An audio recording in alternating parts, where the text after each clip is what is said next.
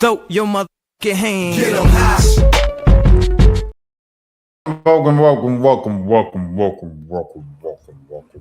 Welcome back to the 1 AM podcast. I'm Rashad Milligan here, joined by RB Mo and Jelani. Fellas, how are you doing today?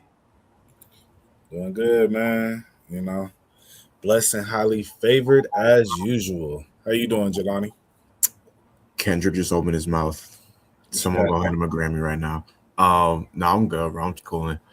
I figured we was gonna bring that up, so we might as well start early. But no, we gotta get right into the Grammys though. But I'm good though. It's been, I'm gonna be real. This might be like this is a real winter right here. Like we ain't had a real winter.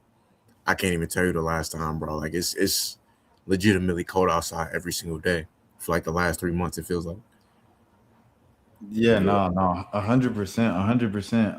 Mo, I'll let you go. You was about to respond to Jelani, my fault. I was just gonna say, yeah, like no cap. I'm ready for the 50, 60 degree winters, bro.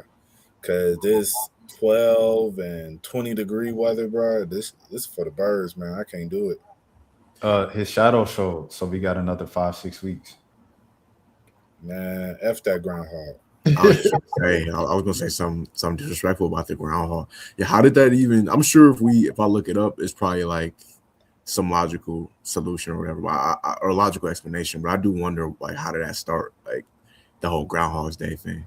I think it's honestly like just a science thing. Like you would think like the winter solstice and the sun, everything like that, and the Earth's positioning around the sun, and like okay, so like the depth of the shadow, or I don't. To be honest, I don't know how they got to like a dang scientific testing and they found out a groundhog was the best animal to try it out on. I don't know. People just be doing stuff. Like I remember when I found out about remember it was the last presidential administration, Biden and them, and they said, Biden said he might vote to end daylight savings time. I said, what you mean? Like he could do that? They said it was like, yeah. I said, so time is like made up. They was like, yeah, it's like a made up concept. I was like, what do you mean? Like time is a made up concept? Like my whole life just went. So yeah, when I seen that, I was like, okay, this groundhog thing could very well be like a made up but it has to be based on science, right? Like, nah. Oh, it's not. So it's just made up. Yeah, Groundhog Day began as a Pennsylvania German tradition, blending ancient European weather lore regarding Candlemas, and specifically the German badger or bear folklore, with local American fauna, notes of a lot of Punxsutawney, Groundhog Club. But yeah, so pretty much, yeah, some Germans in Pennsylvania would just like, let's go ahead and bring that tradition from back home over here, where we just start making some stuff up. See, now I want to know how they even started that tradition back in Germany though. Like how did that, you know what I'm saying? You know what I've noticed too a lot about like a lot of stuff people did in history is like people just had time. Like people were just bored, they didn't have nothing to do, so they would just come up with, you know what I'm saying, whatever. Like we're gonna monitor whether or not this groundhog comes out, and that's gonna be our marker for the winter. It's probably is some scientific reason behind it though. Bro, I really don't think it is, bro. It is. I've been trying to hold back what I really want to say. This is just some white people stuff, but like. Oh, okay. All right. Wait. Hold on. Let me catch up, Jelani, real quick. So Jelani, he had, what I'm saying, he was busy last night. We were supposed to record last night. Jelani got busy. So I wanted to really talk about the Grammys because I was doing Grammy stuff on my channel all night. So I said, Mo, can you hop on about 30 minutes? He said, I got you. So Mo come on, we talk about the Grammys, but of course I open up with the artist talking about ICE the whole night. and we talking about the state of America, and I say, and Mo was like, it's always been crazy, but it's even crazier now. And I kind of like tag along with what Mo said, and I said, yeah, they always been, unaliving folks, but now they unaliving white folks. But I didn't say it like that. So then after, of course, YouTube yellow marked it. so I don't get the full revenue of the video that I can get. So when Mo said he wanted to say what he really wanted to say, but he wasn't gonna say it, he was thinking about us getting yellow mic. Just like, No, Oh, so you can't. I'm not gonna say the race, but you can't say like a certain race of people on there. no, you can't say on the live. Oh, you can't say the K word. tight. That's so yo. That's so. I don't know. I feel like they just take it like a little too far with the whole like words. It's certain words I understand why you can't say them. Like but it's like what if I'm doing like a documentary about what I'm saying, something where like a Civil War documentary. I'm gonna have to be like, yo, they unalive the Germans or something like that. Like, I can't actually. I don't know, bro. It's they go a little bit too far with the algorithm. You know what I'm saying? If you upload it on YouTube, yeah, you're gonna have to say on the live, yeah. Hey, just hear what it is. On TikTok too. But yeah, like, oh wait, hold on. Before we go any further, man. Before we go any further, everybody say hey to Cole. What's up, Cole? What's good, All right. Cole? Man, come on, man. It's a celebration. It's a celebration. No way.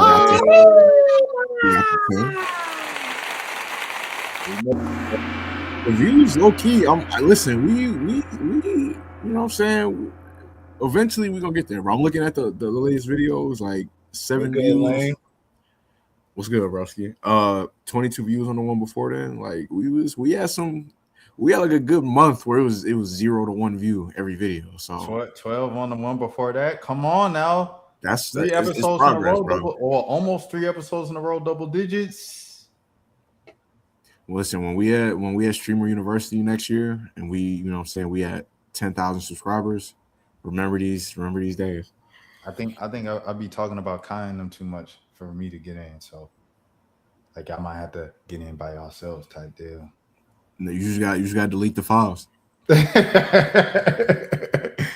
be like, yay, Kai. See, look at this video, dude.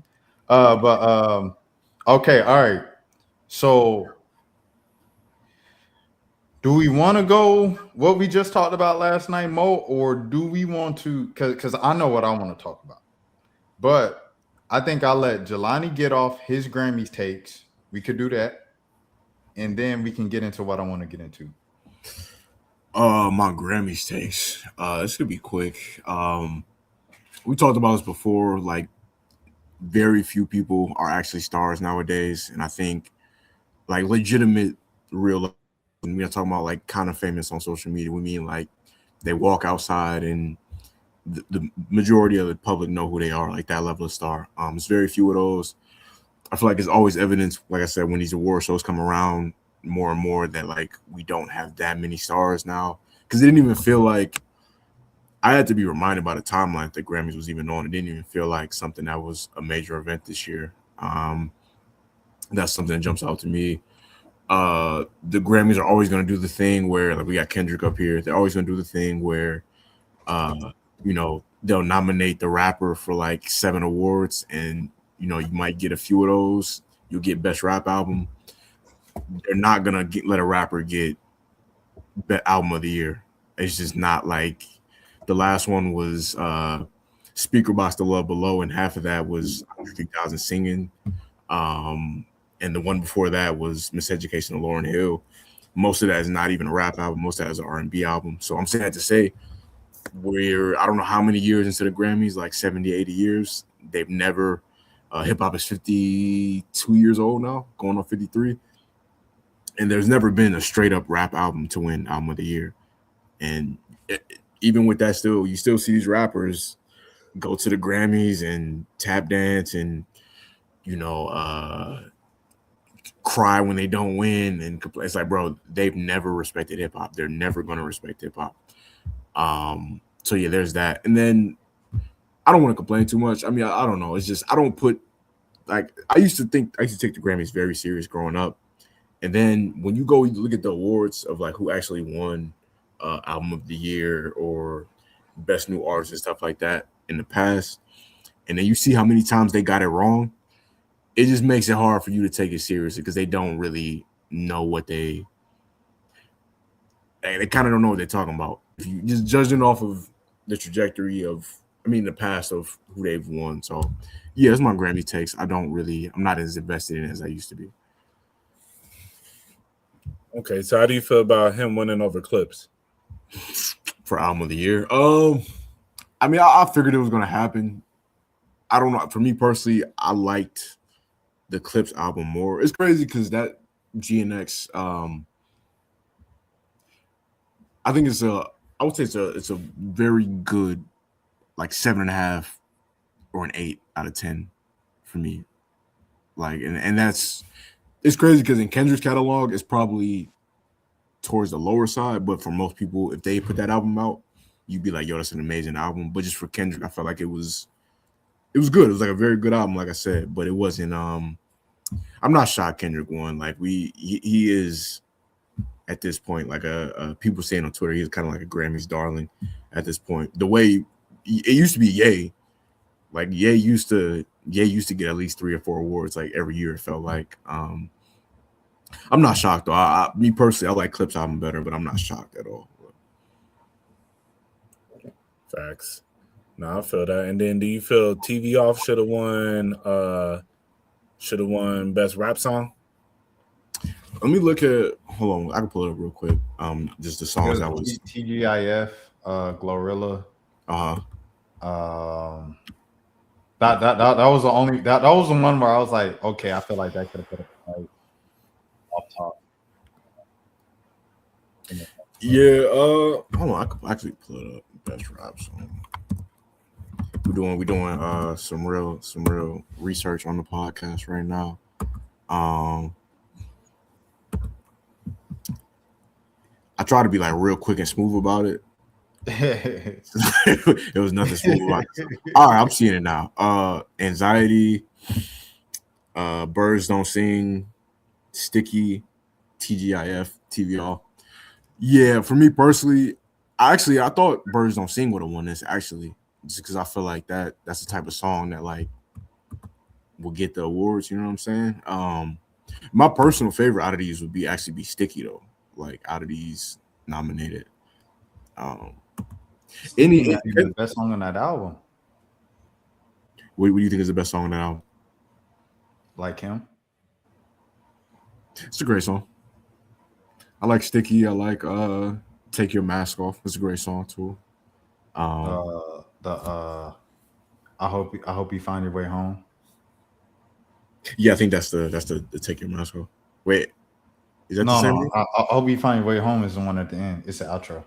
Oh, I don't. Yeah, okay. I need to go back and revisit that. That album low key been out for like 2 years. Yeah, I was gonna say that and GNX. What did you did you agree with TV Off on it? Nah. I personally I think, just because I feel like cultural impact, I think TGIF I personally feel should have won. Cause I'm like every person that listens to rap knew TGIF. Every club, that would just kind of, I feel like one of the songs of the year. I feel like TV Off was a big song, of course, but I think it's just, as I was telling Rashad yesterday, I feel mainly because of the mustard, like mustard. But the actual song, I think, if we're just talking about like at that point, I feel like we're giving an award to mean moments, as opposed to TGIF is just the entire song. People who like that song, they like that song from top to bottom, So, and honestly, but I could also saw Anxiety winning over TV Off too, because Anxiety was just a big song. Just like I wasn't a big fan of the song, but I could just see that. But I just said with TV Off, I felt like it was just because it was Kendrick. Because if I'm like, that song was solid, it was a good song, but that wasn't going super crazy like that, Not in my opinion. I think Luther and 30 for 30 went way crazier than TV Off did, Yeah, you're absolutely right about the meme point. Like I definitely feel like the mustard thing and the song is cool, but that's the main part that people remember. Exactly, So, but hey, okay. But Freak man, yeah, that's me. right. But man, as I said, Rashad had an interesting take about the rap melody song. Yeah, best rap melodic. Let me search it right here real quick. Luther won, and but I thought that you know, hold on, where is it? Luther's low key R&B song more than it is like I don't even think it's even like rap for real. I thought somebody who like the who love me, the Party and Drake song. I thought that should have won. I don't think they'll ever give Drake another Grammy, or After, at least after until him saying that the Grammys don't matter. that and the whole UMG thing. Like, Yeah, I think it's a mix because he's been saying the Grammys is like, man, bump the Grammys. I use the Grammys as a doorstep, and he used it as a like a for a bathroom or something like that, and he's posted pictures with it and stuff. So, but they done blackballed them boy from Canada, man. Because you see, The Weeknd ain't got no nominations either. did he put out music last year? Yeah, he put out what was that album called? I can't even remember. The one with you remember he just got off a tour with Cardi. Oh yeah. But did that come out? I think it might have been. I don't know what year. Nah, that was last year. It was last year. I don't know if y'all remember. Y'all probably don't, but because this is just a very specific moment at the BET Awards last year. I don't know if it wasn't Kevin Hart. It was like the president of BET. The president of BET comes on stage and he gives his speech and he like apologizes to The Weeknd for like never acknowledging him and his accomplishments. And he's like, we just want to honor The Weeknd and say thank you. And then like he let him perform. Oh, that's random. Nah, I ain't gonna lie. I don't watch the BET Awards, so Yeah, that's what I was saying. I was like, see, we can complain about, hey, what Kendrick say 10 years ago? And Cole said it. We can complain about the Grammys, but if we don't watch the BET Awards, what does it matter? right. Nah, that's a fact. That's still like the one. That's still one day a year where I watch BET. At this point, is when the BET Awards. Just because I feel like in recent years, I feel like they've went back to taking it seriously. It was a while. It was about a good 10 years where it was dirt. The BET Awards was. Yeah, but then like you say, once cable started going down, they was like, oh, we got to tighten up. Yeah, and then they lost the hip hop awards. Oh man, it was over with. Once they lost the hip, they was like, all right, hey, it's time to, they said they went into that little purse, that pocket, said Kevin Hart. I said, y'all got Kevin Hart money again? They used to back in the day, but they got Kevin Hart money again. Had Kai Cenat, Drewski out there. Kai ain't showing up. Kai definitely retired, bro. They got Super Bowl week going on right now in the Bay. All the events that Kai Cenat go to, he ain't going to none of them. A&P hosting the club hosting in the Bay on Friday night. Kai is not on the flyer. I said, oh yeah, this man done retired. I mean, he probably just trying to stay out the spotlight for real, man. They got too much going on around his name. Yeah, they do. He do got a lot going on. I actually like his rebrand though. I've seen people hating on him or whatever. Like, I don't know. I don't know how. I'm not gonna speculate on how like authentic it is or whatever, but like, I like the idea of. I don't know. I saw people making a joke, and I definitely get it. We're just making a joke where it's like, yo, when you find out your girl is going, you just start doing stuff. I get it. I've been there. I've definitely been there where you lose the lady that you like, and next thing you know, you're reading books and meditating and things like that. But I do think like I just think it's a good example for the kids as far as like just showing them that you don't have to be boxed in. You know what I'm saying? Like he's been doing the streaming thing forever. If you want to wake up one day and be a clothing designer and you got the resources at 25, I mean, like why not? He ain't hurting me. No, facts. I think the thing with Kai that a lot of people feel is so performative is because he is being a little extra about it. I appreciate the journey of it all and the overall message of it, to read more, to like work more on your health and things of that nature. But, it's like you reading the book with the timer, that's when I was just like, bro. And when, even with the Hey man, we trying to get to Streamer University. Shout out to Kai. Hey man, keep doing your thing, young king. Hey, keep striving, brother. Positivity. facts. You know what I Hey, mean? as soon as I get off, I'm finna read my book with a timer, bro. How long was it? 5 minutes? 15 minutes. 15 minutes, bro. 15 minutes. How's this brand pronounced? Is it Vive? I don't know. Because I want to be saying Vivette, but yeah, like but I mean to Jelani's point, Foles man hating on everything with this man. Like Kai ain't perfect by no means necessary. No human is, but they be reaching with this man. Look at this. I'm pretty sure he broke his phone on purpose for the aesthetic. Like, come on, bro. Like, come on, dog. Yeah. Like he just threw his phone across the room for the vibes. to look like on his little vlogs and stuff like that of him making the clothes and working late at night. It's on like a webcam, and they like a multi-millionaire on a webcam to make it look like he broke. I was like, bro, like chill on Kai, bro. What if he ain't have no cameraman and he ain't feel like setting up his own camera right there on the tripod right in front of him to shoot every shot? And his phone is right here. It's very easy to go on selfie mode, put your phone like this, and start recording, bro. Like, leave Kyle alone, bro. Let that man do his push-ups and read his books in peace. No, in fact, that clip of him in France, and he was sitting there dancing with that crowd, and I was like, that actually brought genuine happiness to me, bro. Because I'm like, with all the BS going on, bro, my boy out there just looking happy, because it's just so crazy to me that all this stuff that's going on is everybody just capitalizing on his name right now, and that's the part I really don't like. It's just like Gigi, I'm not gonna go too much into it, but I just felt like, man, if I was, I'd just be like, bruh, like, can y'all just not, yeah, can y'all just not?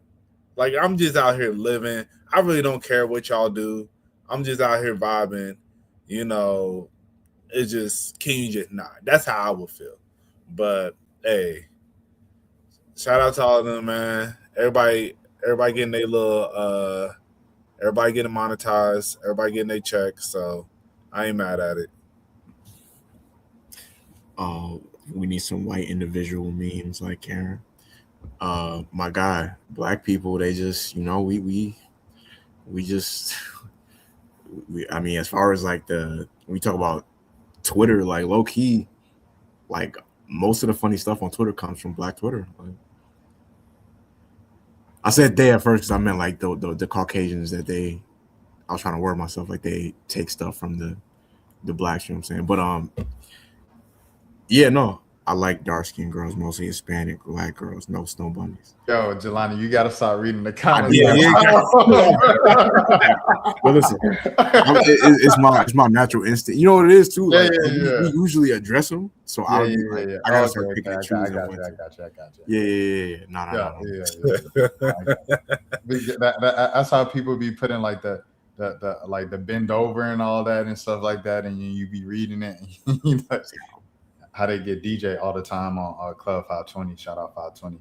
Hey, Casanat. You know what I mean? Hey, abracadabra, bro. It's Black History Month. You can only get so far with the disrespect in the comments, bro. According to so y'all just talking about whatever y'all want to talk about now. All right. Let's get the pod back on track, man. Let's get the pod. Yeah, for the audio listeners, I was looking at the comment section a little bit too much. My bad for the listener. No, y'all good. This is what I wanted to talk about, man. And all right, here comes the thing, because I'm already knowing how it's going, bro. Mo, did you listen to the verses yet? Nah, I haven't got a chance to. Jelani, did you see the verses yet? Yo, I'm gonna be honest. This is how petty I am and how bad my attention span is. Mike Will Made It came out with his first song, B.O.B. We still in this. Like that was like the intro song, and I just wasn't feeling the vibe. I wasn't feeling like that was. It's not a bad song. I just didn't feel like that should have been like the first thing he came out to. So I ended up just setting my phone down, and then I never got back to it. All right. Well, I will go anyway. Lamesha Q, Lamesha, he was actually like, "Yo, I hope you talk about this on stream at some point." I said, "Okay, I'll talk about it on 1 a.m. Everything like that. It'll be perfect." Lamesha not even in the chat no more. But in the meantime, I guess I'll just start it and kind of go from there. Because he said something last night. Remember, Mo, too? Mhm. He said that Mike Will was depending on nostalgia, and he here. Okay, he here. All right. So, man, it's how I felt about the battle. Mike Will dog walk Hit Boy, like it wasn't even close, and it was only because like I think Mike Will would have won regardless, but it would have been closer if Hit Boy was more prepared. Like what you got to learn from Dipset and Locks, I feel like that's the ultimate versus for anybody going into a battle. It's not about the biggest hits, and it's not about the proximity of the hits or anything like that. It versus the battle is about reading the room, the atmosphere, the preparation, and the performance. That's what Mike Will had. You know, Hit Boy, he got hits from before Mike Will. He got hits after Mike Will's run. That's an easy win. I mean, at least a easy. You know what I'm saying? You could just play the biggest records, this and da da da da da. But you can't be playing. Okay, all right. Yes, your Grammy joints with Nas. Your joints with Nas won the Grammys, everything like that. When Mike Will playing nothing but club bangers and the whole room dancing and stuff like that all night, and they go back to you, you can't be playing that Nas. You know what I'm saying? Shawty your Delta, she going another. No, you can't. It just don't go like that. And shout out to them albums. Some albums is great, but it's just that's not the right response for it. So go ahead, Jelani. I'll let you go right now. Oh no, you good. I ain't been interrupting. No, you good. So that was one of the first things. The second thing was how he was playing the songs. Mike Will came out he said, "Hey, we on the West Coast, right?" And I forgot what he played first. I think it was DNA. So he come out with DNA, right? He said, "We on the West Coast, right?" He played DNA. Hit Boy come back and he played like another Kendrick song that was like cool, but it wasn't no DNA. And then after that, in the same round, he went back to back Kendrick. He played Backseat Freestyle after that. That was the one he should have opened up with. He should have went with Mike Will, DNA. You should have went straight to Backseat. Not the middle little Kendrick joint that you performed that was like okay, but it wasn't up there with DNA. That's the type of stuff I'm talking about. Then he goes with Rocky. He plays the new Rocky joint first, the one with Brent Faiyaz. I wish that I can have a line. I wish that I can have a line. I'm like, bruh, this song came out 2 weeks ago. I like it because I've been playing the Rocky album over and over. Most of the people in this room that ain't heard the album as much as me don't know this song right now. Why are you playing that in a verses right now when Mike Will playing nothing but club banger, club banger, club banger, club banger? So he played that first, and then he said, "Wait, me and Rocky got classics." And then he played Goldie. I said, bruh, you open up with Goldie as a response to him. And then he played One Train after that. He said, real hip hop. He played this all in one round. Hit Boy, what are you doing? You are unloading the clip in one round, dog. And you lost the round anyway because the one that you initially responded to with them wasn't it. And it was like, bruh, like there's just stuff like that. And that's what really lost him that match right there. I'm about to pull up Hit Boy discography though, because I feel like Hit Boy got a lot of sneaky hits that like if he had his like he was talking about before, like with the Locks versus Dipset one, it ain't even so much about like what hits you have. It's definitely more so about like when you play the songs and the timing and which specific songs that because certain songs they'll ring off, but they're not necessarily like One Train wasn't a hit per se, but I can see that ringing off. Like in a room, or if it's people that know the. I saw people complaining about the crowd too. So like that might have been an issue. See, that's the thing. That's on Timbo and Swiss. They held this on Grammy weekend in LA. What's that gonna bring? A bunch of industry people. Right. Industry people, they bougie. Is executives, is publicists. It might be some media in there. It's bougie people that don't want to, you know what I'm saying, get caught too much in front of the people that they work with because it's a small industry looking crazy. So I mean, it just is what it is. But yeah, Hit Boy, he didn't play Grinding My Whole Life. I had a problem with that. I thought he was gonna close with Grinding My Whole Life. He closed with Pairs, which is fine. But the song before that and the last couple songs, it was just like it just wasn't enough, bro. It just wasn't enough, dog. He did play Drop the World at the end. It was just I didn't even know he produced that. That's crazy. Yeah. I didn't know he produced the Paris joint. I said, Drop the World. That's crazy. Oh no, I knew he did in Paris. No, you on mute. You didn't know he made Paris, bro? No, bro. That's like his main. Bro, that's like I know Trophies and Grinding My Whole Life is like his first like couple Hit Boy joints. I know. Bro, I think he talks about making Paris on Grinding My Whole Life. Oh dang, I didn't even know. Because he talks about getting a Grammy. That's the song he got a Grammy with. Well, I know on the joint that I really like in the middle where it started getting kind of bland for him. Like I was joking with Tally, CEO Tally, shout out CEO Tally beforehand. I said he should rap. He said, and Tally was like, if he rap, he definitely losing. And I was like, he should have did the joint he got with Alchemist, where he rapping over the Alchemist beat and Alchemist rapping over his beat, and he should have brought out Al, and they should have did that, and that would have did well in the middle of it because he really talking his talk. But anyways, like in that song, he says, "I'm the best student Kanye ever had." When you do it like, so you know what I mean? Like I know about some of the other Kanye joints, but I didn't know he made the Kanye joint, which is just crazy. Like, wait, hold on. Did he do Cold or I Wish You Would? Or did he? I still call it. He did Cold. He did Cold. Okay, all right. That was. He did One Train. Did he do I Wish You Would? He might have. He did Click. He brought out Big Sean. He had to do Click. Okay. Yeah, he did. Remember Backseat Free. I didn't know he did Scream and Shout. Bro, I would have played Scream and Shout. I want to scream and shout. And bro, I haven't thought about that song. No. He would have did that if Mike Will played Miley Cyrus. Mike Will didn't play Miley Cyrus. I was wondering if Mike Will was going to play Miley Cyrus. Okay. He didn't. It was like, remember when Nelly, he didn't play none of his country joints when they did the verses? It was kind of like that. It was like, hey, it everybody was know what only I'm just a dream. Yeah. He did Trophies? Yeah, of course. Okay, you might say yeah. But he did Sicko Mode, right? Here was another issue. He played Sicko Mode, but he cut it off before Drake's Cut the Light.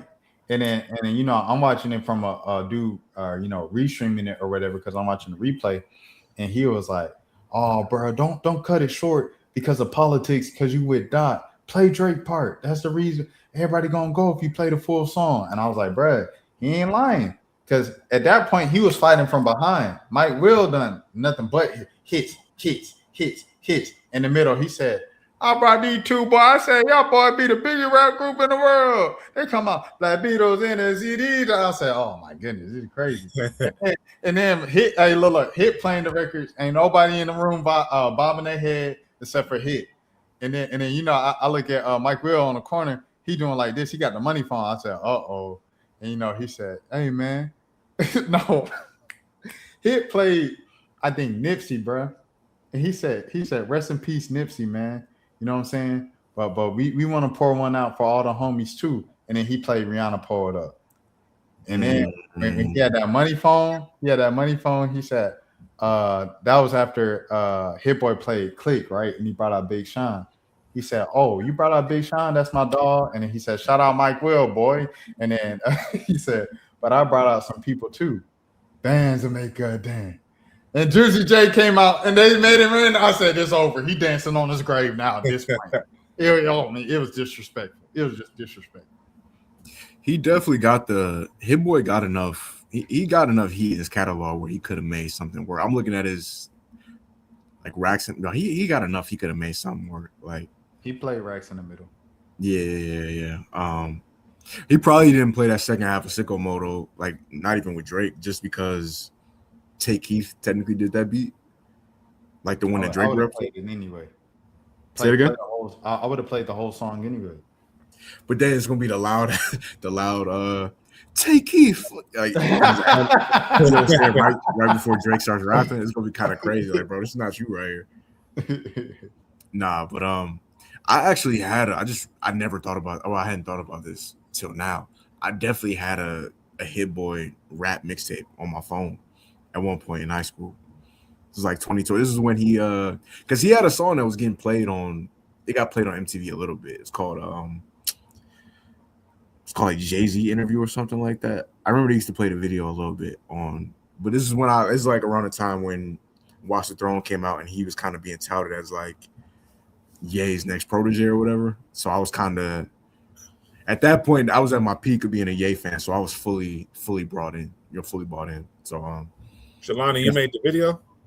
I did make the video, as you see by the quality right here. I was about to say, I ain't never heard of this song until you brought it up. I see a little plug. No, it's me. Shameless plug. I was doing this, back in. It says, "Oh, my name is right here." I ain't even noticed that. Look at Mike Dean, man.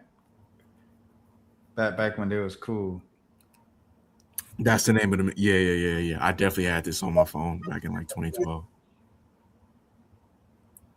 Yeah, man, it's crazy. He said he loved this song.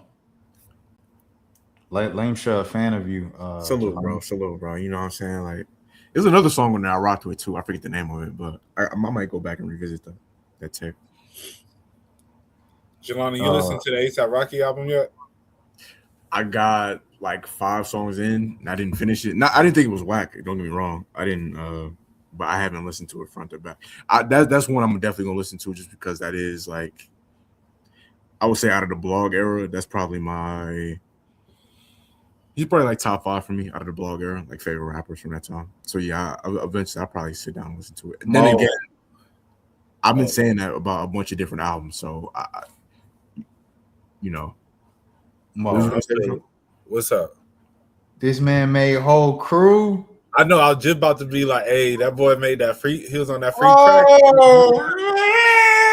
Man. I didn't know. Why you tweaking? I ain't gonna lie. Whole crew might be one of the hardest beats I heard in my life. I'm not gonna lie. The first time Mo played it, I thought I was selling drugs on the corner in Chicago. I thought I was out there with Little Bibby myself. I remember Mo used to play that free crack tape a lot back then. Oh yeah, for sure. Yeah, I remember that. See, the kids these days, they don't even know that Little Bibby rap. They just know him as Juice WRLD manager. No, Little Bibby was really like that. Facts. He was really one of the first to really. I think when he first came out, he was bigger than G Herbo. I was just about to say that. Yeah. Like he was up there. Like he wasn't the biggest Chief Keef, but he was like right below. It was like Keef and then him for when that free crack came out. Yeah, Keith was like on his own level, but like as far as just the popularity, but yeah, that next level, like Reese, Bibby, like that, they were all like on the same level. He definitely was more popular than, I'm not gonna say he was. Dirk was weird because Dirk had songs that was hits, like This Ain't What You Want was a hit song, but he wasn't that popular. I don't know, he was popular, but it was like it was nowhere near what eventually he ended up becoming, like 2018, 2019, around that time. The thing about Bibby that was different than everybody else in the drill movement in Chicago at the time, like this is gonna sound crazy too. This is gonna sound crazy. Just a disclaimer. And shouts out to everybody. Shouts out G Herbo, friend of the channel. But Bibby, like, okay, how I say that? Bibby was rapping. Like respectfully. Because Swerve be rapping too. Dirk be rapping too. Swerve's rapping, we all can agree. His flow is a bit different. It ain't always the, kind of traditional downbeat. Sometimes it can kind of be the upbeat. Sometimes it could be, what the heck is you doing on the beat? You know what I mean? Pause. But like Bibby was in pocket. Bibby was like a traditional rapper, bro. we're like, but we're just like kind of the edge of a drill trap rapper and stuff like that. And that's what made me connect to him so much and draw to him so much is because he was actually rapping while he was making kind of like the turn up cool music, whatever, woo to woo. So I'll rock with Bibby for that, bro. Facts. Yeah, I feel like well, he was a little Herb back then, but yeah, I feel like that's what made him and Herb, or I'm gonna just say Herb, but we know what I'm talking about though. Him and Herb, I definitely think that's what made them kind of jump out immediately back then. Because I mean, Chief Keef's one of my favorite rappers ever, but I wasn't listening to Chief Keef for the lyrics. Like it was the vibe. It was the he wrote, even though he's a good songwriter. Don't get me wrong, he can rap, but like I wasn't listening to him for like a lyrical breakdown or nothing like that. But yeah, Bibby was like a legitimately good rapper. Nah, facts. And I got to tell my Bibby story too, but before we move on, I met Bibby. He was at the Hawks game, bro, and it was against the Bulls, and so like I'm dressed up in I was in the 6-man session at the time. I think I was with Tally actually, and I was in my AC Law jersey. If you know, and I AC seen Law Bibby. is crazy. Yeah, hey, come on, man, hey, the Red, come on, man, they don't know nothing about that, but I seen him. I climbed over the little seats and I dapped him up. I said, "Hey, yo, Bibby." He said, "What's up?" He dapped me up. I said, "Hey, can I get a picture, bro?" He said, "Not this second." And then he just turned back around. And I never got the picture. And then they left the game early. And we was like, ole, ole, ole, ole at the timeout, and they were leaving. And I looked at them and I pointed to them and I was like, "Hey." And then his manager just looked at me. He was just like, and they left. And like that was the only time I seen Lil Bibby and stuff like that. But shout out Bibby though. Anyway, you Muslim, African Muslim. What are you talking about? What is you talking about, man? Look. This rage bait that y'all be doing in the comments, bro. I'm not gonna let it. Is Black History Month? I love you, my brother. Dang, you almost got me though. Not to So mention you just told me to stop reading the comments. Yeah. Nah, I mean, the rage bait gets you sometimes, bro. If you That's a fact. He said not to mention his golden voice. No, the voice was definitely what. The voice definitely was. Yeah, he could have. If he kept rapping, he definitely would have. I think eventually been a star. But he made the right decision. Like I don't think he checks his bank account and regrets retiring. he probably didn't like fame. Yeah, that makes sense. He definitely seemed like more of a low key person around that time. Yeah. Chief Keef was out there with Mike Will the whole night. And but yeah. Lame shit, he was pretty much like he was saying here a little bit. He was saying Mike Will was using when he was like, he did about 3 times. He said, "They said it's 2016 again," and then he played like a song from back then. And a bit nostalgia baiting, but I mean, when you play 20 bangers in a row, bro, like what can you do, bro? Like when your third song is feature Ish, like come on, bro, like that was the third song he played. Yo, that's crazy. That was like the third song he played, and he ain't stopped. And then at the end, he played King's Dead. He said, "This the West Coast, right? I didn't realize he had so many dang songs with Kendrick." Yeah, that's crazy. Yeah. He was going crazy. I think I mentioned this on the pod before. Ish was this song to Rich Homie. I didn't know that.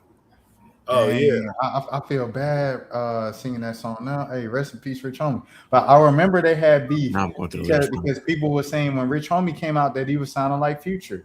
I remember that. That was a thing.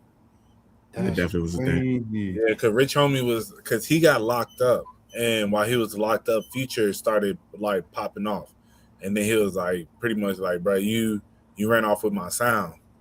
And then Future was just like talking about you, pop it. No, I love that song, but I love Rich Homie. What the heck? Nah, fact. Yeah, I remember the first time I heard that song. It was at like the very first college party I ever went to, and I was a Future fan, but I think that song like just came out like that summer or something like that. And I heard that, I was like, bro, I wasn't even focused on the party at that point. I was like, bro, what song is this? Like this, that, bro. And then the remix with Drake was on there. Yes, bro. Drake I think that was Drake's first response to Kendrick. That was Drake. Yeah, that was. Well, yeah. That was He the threw like first a little one. shot at him on Because it was the joints in the interviews, and then it was the Ish remix. he threw a little shot at him on what's this song when nothing was the same? With Birdman. I think it's The Language.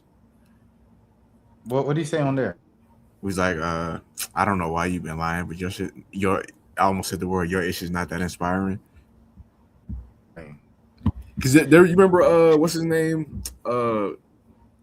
He used to do the show with Max Kellerman, Marcellus Wiley. Yeah. Yes, he used to have Sports Nation or whatever. You know, Drigga did an interview with Sports Nation or whatever, and they had to scrap it because he was talking about Kendrick in the interview. Yeah, I remember that. Yeah, it's like all around. Marcellus Wiley talk about it on the thing. Yeah. But that I do think I was going to ask y'all, did y'all have you brought up 2016? Did y'all have a good year in 2016? Yeah. I feel like I was the only person on earth that did not have a good. I did not have a good year. The first time I ever got fired was 2016. Damn. No. 2016 for me, it was like a kind of like a bounce back because I got broken up with 2014, everything like that. So that spilled into like kind of 2015. 2015 was kind of like a rehabilitation, and then 2016 was almost like I'm back outside for real. And then it was like, I don't know, I associate time with a lot with music. And so at that time it was like the SoundCloud thing was booming, like the Larrys was getting bigger, I felt like I was kind of in the mix a little bit and stuff like that music wise. So I don't know, yeah. It was like an inspiring time of like we all trying to make it and people is coming up and people are, kind of making it at their own levels and their own pace and stuff like that. So I don't know. I felt like I was really growing into my own in 2016. So yeah, I say it was a good year. Yeah, it was that was because the end of 2015 is when I had my knee surgery. So I was on bed rest for 2 months, and then around like end of February, I started like making my way back outside, and then March I started working again, and then from there, then it was just kind of because then we went to Nashville in March, so that was lit. Then we went. Then my birthday was that next month, and I remember that was the first time I went to Magic. And it was everything I ever dreamed it would be. And then just the music, the sound, like, 'cause I was working at the Gardens at the time, and it was just a fun time, bro. Like, definitely, bro. Rashad, it's funny. Me and Rashad were talking about different girls that worked at the Garden, and it was, back the girls that worked there when he was there. It was some cute girls. A lot of them were a little bit older and whatnot. But, bruh, there was this one period, because, I worked there on and off, like, over, like, a 5-year span. So I saw so many different variations. There was this one summer, bro, where it was some baddies there, bro. Like legit Rashad better than every girl that we worked with that first year. Like, it was, like, 3 of them. And like one of them, me and my boy E was doing a 2-man with that. Like we had got, it was like we were cool. And then there was this other girl, bro, and it was just like motion was happening. And then that's when I met my ex too, because she was working at the Gardens. So that's how I did not know that. Yeah, I knew y'all was working together, but I didn't know y'all was working at the Gardens. Yeah, she had just moved from Memphis. Dang, the Gardens had it, won't it? Bruh, yeah. So it was just, and then that year, bro, it was just, I had a good year that year. Cause then Drake dropped I'll never forget when Drake dropped Views, but then the moment that really stood out was when Kanye dropped The Life of Pablo. And I remember driving to work that day, bro. I was just like, man, we on an ultra light beam. We on an ultra light, bruh. I was like, bruh, he done took me to church. But yeah, so Oh, the I 360 was good. I was gonna my bad. I didn't mean to cut you off. I No, was you gonna say, good. I left. I remember leaving work early that day when we had the Madison Square Garden. Mm-hmm. Yeah, no, I was like, bro, I'm not about to be at work. Like that's when I was still. That's when that's low key. That's the last album when I was like a real full fledged stan. Like he could do no wrong.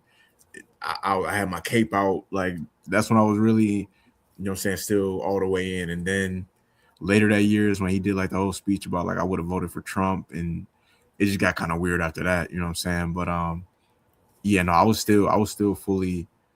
That was a moment. That was like my last real like pure Kanye fan moment right there. This the only thing when I hear that drop on Father Stretch My Hands, this the only moment I think about, bruh. Like, Yeah. like them, cause the way they was jumping like that was the first time they heard it. It was fire. I ain't never heard it before. Yes, and it's a great song till you get to his verse. Yeah. You know what I'm saying? Like, but if you ignore that, just the hook, like the first 35, 40 seconds is amazing. Nah, facts. Yeah. Yo, do y'all? Oh, what you gonna say? Nah, go ahead. Do y'all notice that like younger? This is something I was thinking about. Like younger and non-black Kanye fans, they hold Yeezus and everything after in like a way higher light than I feel like those of us that remember his whole career.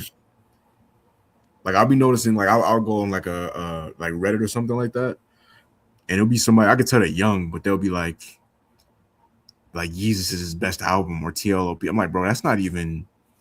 I think Yeezus is a great album, but that's like fifth or sixth for me in his catalog. Yeah, maybe like I missed the old Kanye, and it would be like black skin. Yeah, like TLOP. I'm like, bro, this is. Like, oh my gosh, bro! like, what are y'all talking about? Yeah, don't even get me started on that. but I think for the younger generation, that's when Kanye became like the hype beast, overlord, essentially, where anything hype beast like the Yeezys and the clothing and all that stuff, it was seen as like this mythical stuff, as opposed to when we grew up on him, it was his music was just like out of this world. Yeah, my boy had fashion and everything, but it wasn't really, all the other stuff wasn't really what we as much attracted to. It was just like, this man just makes amazing music. And for them, it became more than just music. It was like Yeezus like was a lifestyle, essentially, Yeah. So, and I think it's like for us, that was like a switch of he on some other stuff. I don't know, because I still remember, everybody hated Yeezus when it came out. Yo, to please talk about it, because people try to rewrite history now and make it seem like everybody loved Yeezus when it first came out. Bro, I remember listening to Yeezus, and the timeline was like very, very mixed. It was only like a few of us that was like, even me myself. It probably took me like 3 or 4 days to really get it to where I was like, okay, like, no, this is fire. You know what I'm saying? But like at first listen, I didn't think it was whack, but it was just like, yo, what is this? Like, it didn't sound like anything else that was out at that time. And then I have to tell the story for the millionth time about our for those of you who don't know, the night before we graduated high school, Ye was supposed to, I'm gonna call him Kanye. I'll be calling him Ye to respectful, but he was Kanye at the time. Kanye, he was premiering the what video was that? The New Slaves video. He was like projecting it on buildings in different cities across America.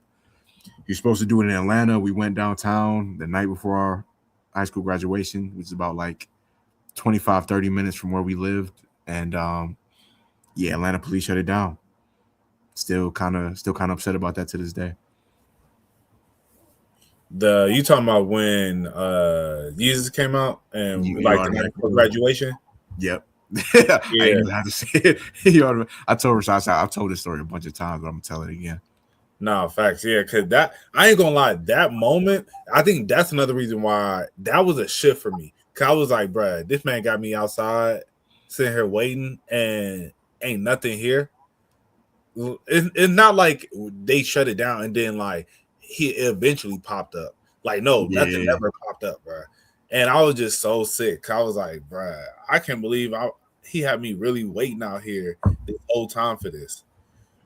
But yeah, that was a crazy moment. Yeah, good memory though.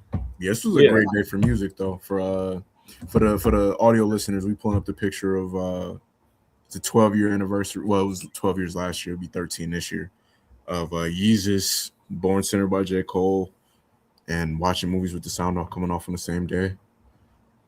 And then I think Magna Carta Holy Grail either came out I want to say it came out the week after that. Yeah. Yeah, I remember all those coming out around the same time.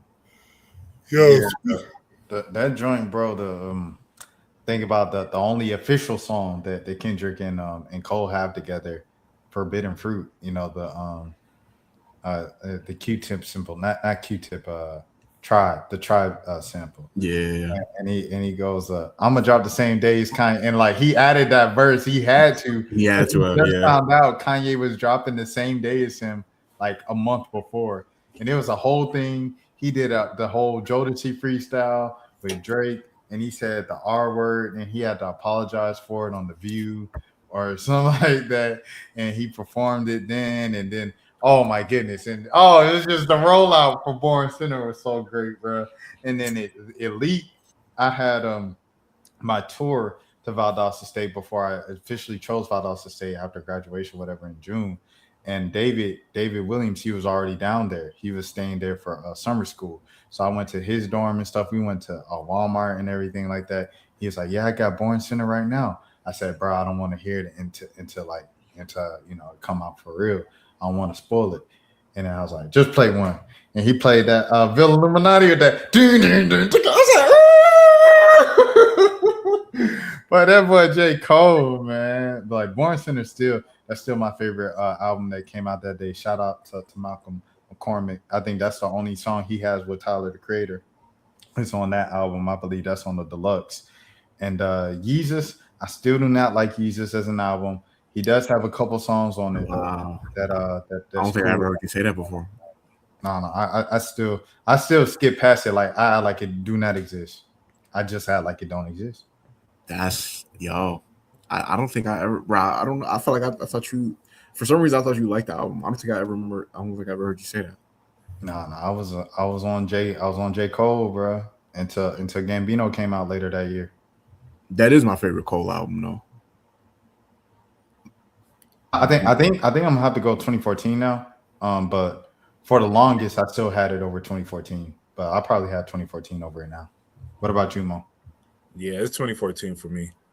2014, then Friday Night Lights. Oh, if we include a mixtapes, then yeah, I probably have Friday Night Lights number one. Well, the thing about that, it was supposed to be an album, but they didn't think that they could it could sell, so he just dropped it. The label didn't think they could set it. Recruit for first weeks. I don't think they did tell us. Do you agree? Been a long time coming to see between you and me. I think I let it go. I need to let it go. Think I need to let it go. There we go. I knew Mo was gonna leave me hanging. Come on, man. No. I gotta remember I gotta pull up the track list for that. And then Lauren just did the joint last.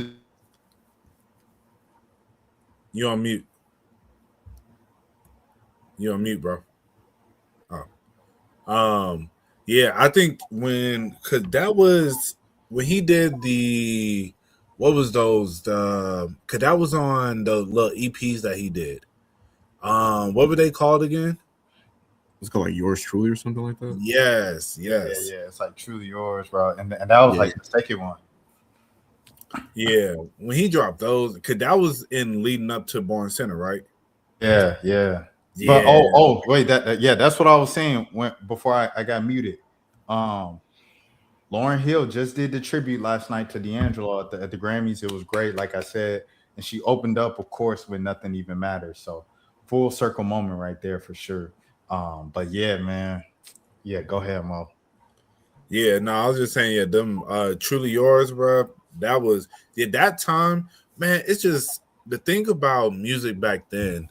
I don't know what it is, because one, between like leaks and the music, people dropping Lucy's in between. And I feel like, people used to create, like our favorite artists used to create more freely. And I feel like now every artist, because everything is going on to streaming and everything trying to get monetized, they don't really have those just freely, like, the music just don't come out as freely as it used to. And I think about that, I think about during that time, of course, Drake used to drop the plethora of like different random Lucy's that would come out that everybody would love. That's why he made the care package, And I think about, as I said, with Truly Yours, it's like, man, it was such a, like, leading up to the albums, the songs, it just, those would be some of your favorite songs. The albums will always be good too, but those random Lucy's and stuff and like mixtapes, yeah, would always just be, they give you a different feel, Like, one of my favorite songs by J. Cole is the Be Freestyle. And that song, is never going to ever make streaming platforms, But I think that's, those songs like that is just, I don't know, man. It's crazy. But I said, with everything, everybody want to monetize, and if you can't get the sample cleared, it is what it is, We need that piff back, bro. Facts.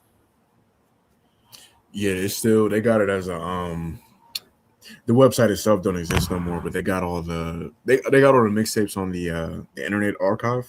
Like, it's on there, but it's not the same as it's not the same as when the actual website was here. And it was like, bro, you would literally just, like, we would get off school, or sometimes I might even be in school. You would just get off school and like a random like Meek Mill mixtape would be out, or Rick Ross, or and at the time, I mean, they, like, Rick Ross was already a star, but a lot of these guys, like the J. Coles, the Kendricks, they were on their way to becoming stars. So it wasn't even like they weren't A-listers yet. You know what I'm saying? So the idea, like, they were all hopping on each other's mixtapes. Like Mo was saying, the freedom, you would have rappers just rapping over whatever instrumental they wanted to. Like, they might do a mixtape with like 15 songs, and 8 songs would be original, but then 7 songs would be them just rapping over other people's beats. You know what I'm saying? You could do stuff like that back then. And now, unfortunately, when a lot of these artists, they upload their blog era stuff to streaming services, is not even close to the same. Like, they got to get samples changed, or they got to just leave certain songs off entirely. Yeah, it's unfortunate what it's unfortunate what streaming has done to music, in general. No, facts. One of my favorite Wiz Khalifa songs, Never Been. Yeah, man, you go listen to that on streaming platforms, it's just not the same. It's not the same song at all. Yeah, and man, and it sucks because now I got to sit there and go back and go to YouTube and go try and find the original version and stuff of songs. Like, it sucks, man. But I think that's why like that mixtape era was some of the best music, because it was so free, where it's just everybody just creating just to create. You're not really thinking about. You're thinking about, like, all right, I want to monetize this one day, but you really thinking about like your shows. That's how you're gonna monetize it, or and then eventually get a record deal so you can get the money to get the labels and all that different stuff. But now everybody's like, nah, I'm trying to, as soon as we drop, I want it on whatever platform, because realistically, that's the way you're going to get heard as well. Because people listen to SoundCloud still, but it's not the same, and yeah, man, it's crazy. I pulled this up because these two is responsible for ruining hip hop. Who? Chance did the exclusive coloring book release on Apple Music. Drake did the whole Apple Music thing too. That ruined that piff. Everything became Apple Music streaming, there's Spotify streaming. True. The last mixtape that I remember And it was right around this time too, so it makes sense. The last mixtape that I remember premiering on Dat Piff being like a really big deal was Sorry, y'all. Shams. The Clippers and James Harden are working on whether they can find a deal by Thursday's trade deadline. okay. I thought you finished this with the No, Giannis. no, no. The They Giannis talking bomb. like working on a deal to trade That's James crazy. Harden again. That don't even really make sense to me because they winning games right now. Bruh, you from LA, bruh? Like, what is you looking for? More money? You 38 with 80 injuries. But he not finna win a championship with the Clippers. And I saw that they're looking to trade him for Darius Garland, which I think is a win. But like, my bad, Mama. Finish. I was gonna say because I feel like it's a win-win because you're in a better position with the Cavs in the East to possibly at least make a finals and make a run with Donovan Mitchell and them there, and then Darius Garland. That's a young piece for them to build around in the future. So that's why I can see that trade kind of making sense. Bro, for the sake of the NBA, the Clippers need to make the playoffs, bro, to save the NBA because OKC got that pick. True. I mean, I think Darius Garland can still make the playoffs with Garland there. I'm just saying, man, because they out the playoffs right now, but they've been winning so many dang games, they about to get back in the playoffs. And it's like, if they miss the playoffs and OKC get a top 7 pick, a top 5 pick, the number 1 pick in like the most stacked draft in years, man, F basketball, to be honest, bro. F the NBA, F Adam Silver. I would keep going, but I don't want this to get yellow mark. No, fact. But I mean, as I said, I get what you're saying, but realistically, if I'm James Harden, yeah, send me to the Cavaliers where I have a chance to make a run. And if I can stay healthy, Donovan Mitchell stay healthy, and Jared Allen can step up, and I guess Jordan Tyson, I mean, we'll see how he does. He's kind of just emerging, but I think with him and Donovan Mitchell, that could be a team that could end up being streaky and making a run. Because there ain't nobody in the East that good, just to be honest. I think the Pistons, of course, they're the number 1 team, but I still think they got to prove that they're ready for this moment. And I think James Harden is, I think it's a good piece. I think, and as I said, Darius Garland would be a good, if they can at least make the playoffs where they can keep their pick, that would help them significantly to have a young piece like Garland. Because if you don't, then Harden, man, this is about it for him. I mean, he could still. I don't know. I ain't gonna sit up in front like I've been watching a bunch of Clippers games this year. I've been really keeping up with them from like a distance or whatever. I'm sure James Harden could still be like a serviceable player or serviceable starter for a good playoff team. It's just a matter of like, I guess, where he would go or whatever. You know what I'm saying? That kind of caught me off guard because I know like the big trade news everybody waiting for right now is to see where Giannis is going to go to. But I do want like that generation is they kind of, we only got like a few years left with that era, like that Harden, Steph, like that era of the NBA is like we only got about 3 to 5 years max with them guys. You know what I'm saying? Oh, facts. Why you pull up Denny? Oh, I wanted to know, like, some people was like bringing up how he got in over Kawhi. I don't know. I don't have a problem with it. I don't think the differences in their stats are that egregious for people to have a problem with it. Yeah. I wish bro wasn't from where he was from because when he got drafted, I'm not gonna say the country. I'm not gonna say the people. I'm not gonna say that. We're not doing that. I wish he wasn't from there though, because when he got drafted, I had a feeling he was going to be nice. Like for some reason, I just had a feeling like coming into the league, and I feel good about the fact that I was right about it. But I didn't know, you know what I'm saying? I didn't know his background to this year. So now I was like, I can't No, even really. I knew, bro. Like they actually helped me grow the channel at the beginning of like when I started taking YouTube seriously. I started taking YouTube seriously in the 2020 draft, pre-draft, because it was during COVID and stuff. So I'm reacting to all the prospects. The Danny, all of them getting like 100 views, 200 views, 300 views. The Danny one got like 20,000 views. And then like, That's crazy. So I just got mad followers from, that place. So they was like teaching me the lingo and like we was going crazy. Like I said, like I got love for them supporters and subscribers and stuff, but like when it was time to, you know what I'm saying, do the knowledge and buckle up my bootstraps and stand on business and morals, I had to do that. And a lot of them, they be mad at me every time I bring it up, but hey, it is what it is, like you said, I'm glad that Danny's on the court development and figuring his way out in the league and getting traded to Portland and, having the opportunity to shine. And now he's an all-star. I love that development on the court.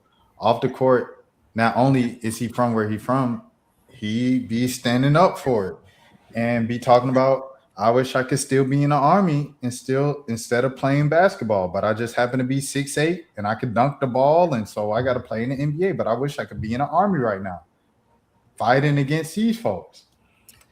So when you say that, it ain't even like, oh, he just happens to be from there. He ain't got nothing to do with it.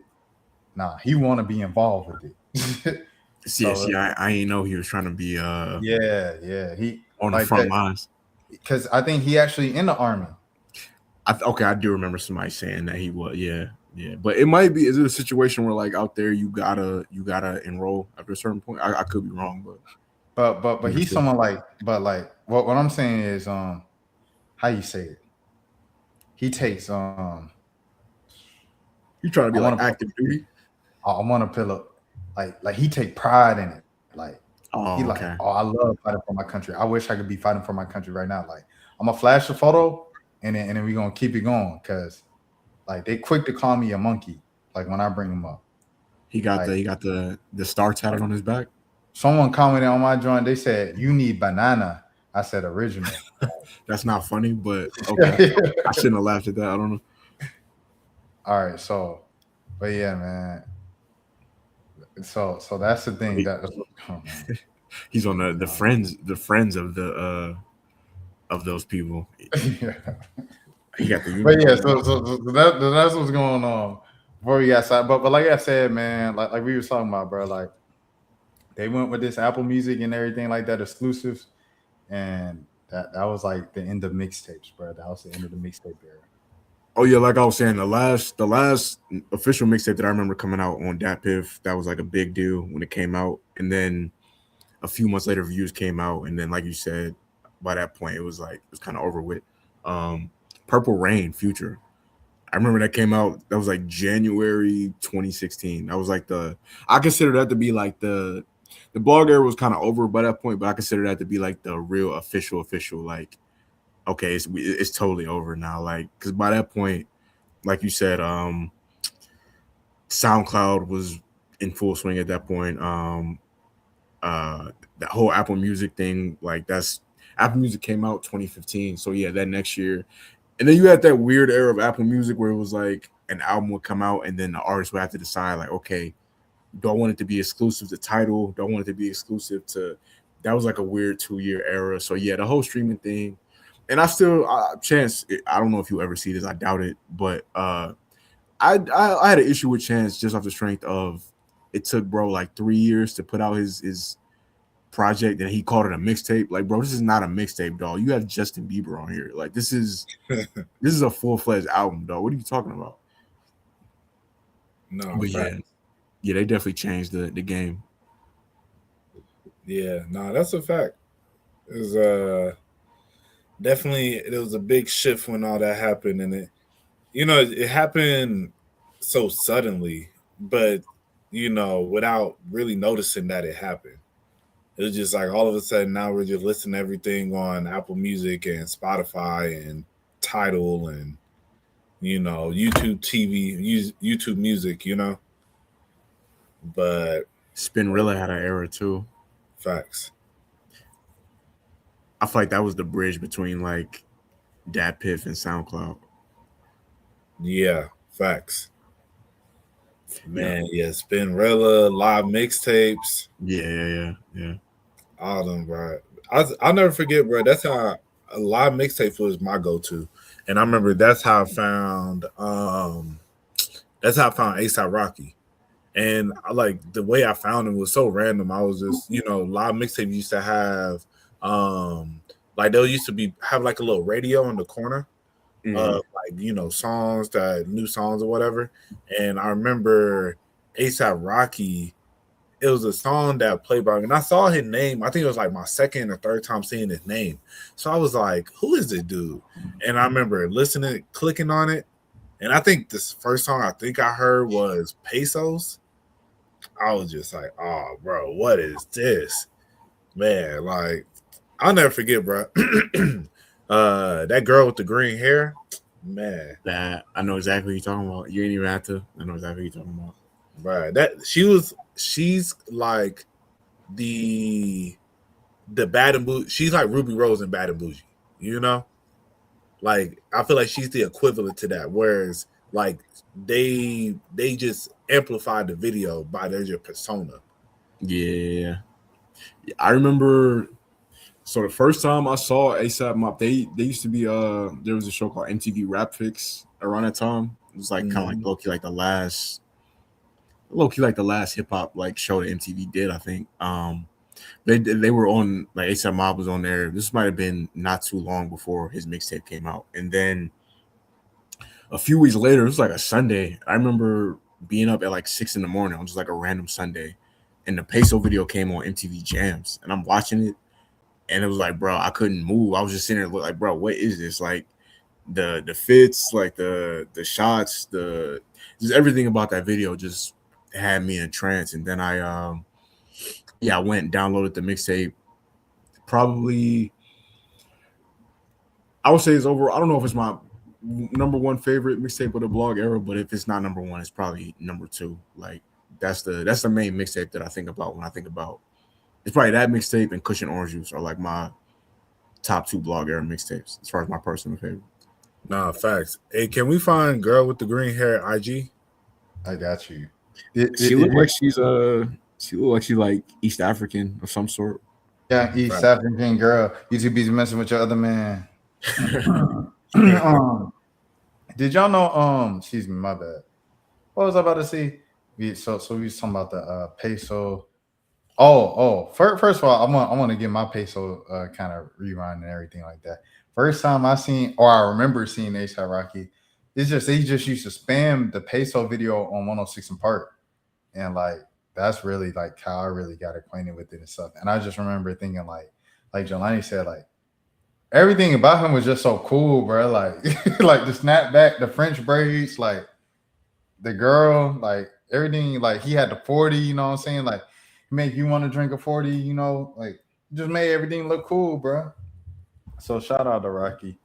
I just did my research. So she's a DJ apparently. That was quick.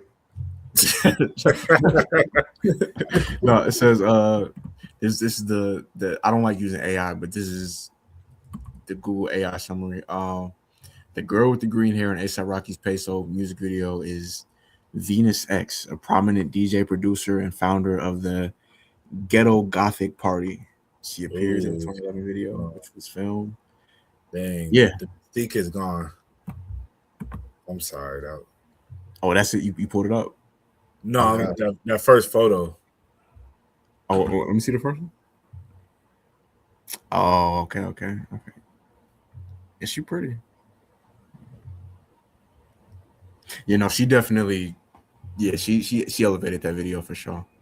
RPS, yeah.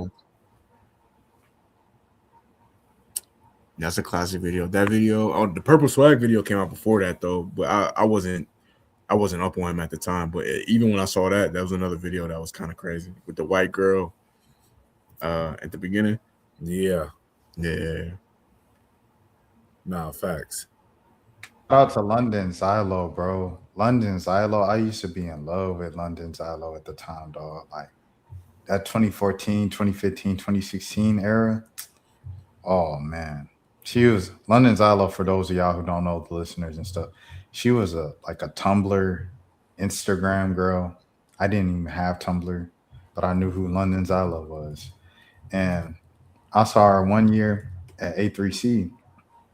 And when I saw her, I didn't believe that it was her. Cause I was like, dang, why would she be like right here? Like she right in front of me. And like, so I ain't saying nothing because I've definitely had some moments where I was like, yo, are you so and so? And it wasn't the person and it was awkward. So like I just stopped doing it for a little bit. And that was one of the times I did not do it. And then afterwards she was like, ATL, y'all lit, da da da da. And I was like, I knew that was like I was in the comments. I was in the comments like, I knew I saw you. Right. Yeah, I ain't getting no response or nothing like that. But shout out to London Zylo, bro. She was definitely a mid 2010s staple of the internet and black culture. Hey, shout out to all the beautiful women, all the beautiful black women out there for Black History Month, man. We ain't talking about no white queens this whole month, man. I said that wrong. We ain't talking about no white women, because we only talk about black queens. You feel me? Umar said, no rice, no salsa. We don't want no Cindy Sweeney's. No rice, no salsa, no snow bunnies. Yeah. But shouts out to Vashti for sure. Let's give Vashti her flowers, bro. Like for everything. Like Vashti being like, she one of them it girls. When we lost homegirl from MTV last year and everything like that, and everybody was saying she was the it girl, she was the Ananda moment. Lewis. Yeah. Rest in peace to Ananda. But like I feel like Vashti in a lot of ways was like represents that a lot for our generation and time and stuff.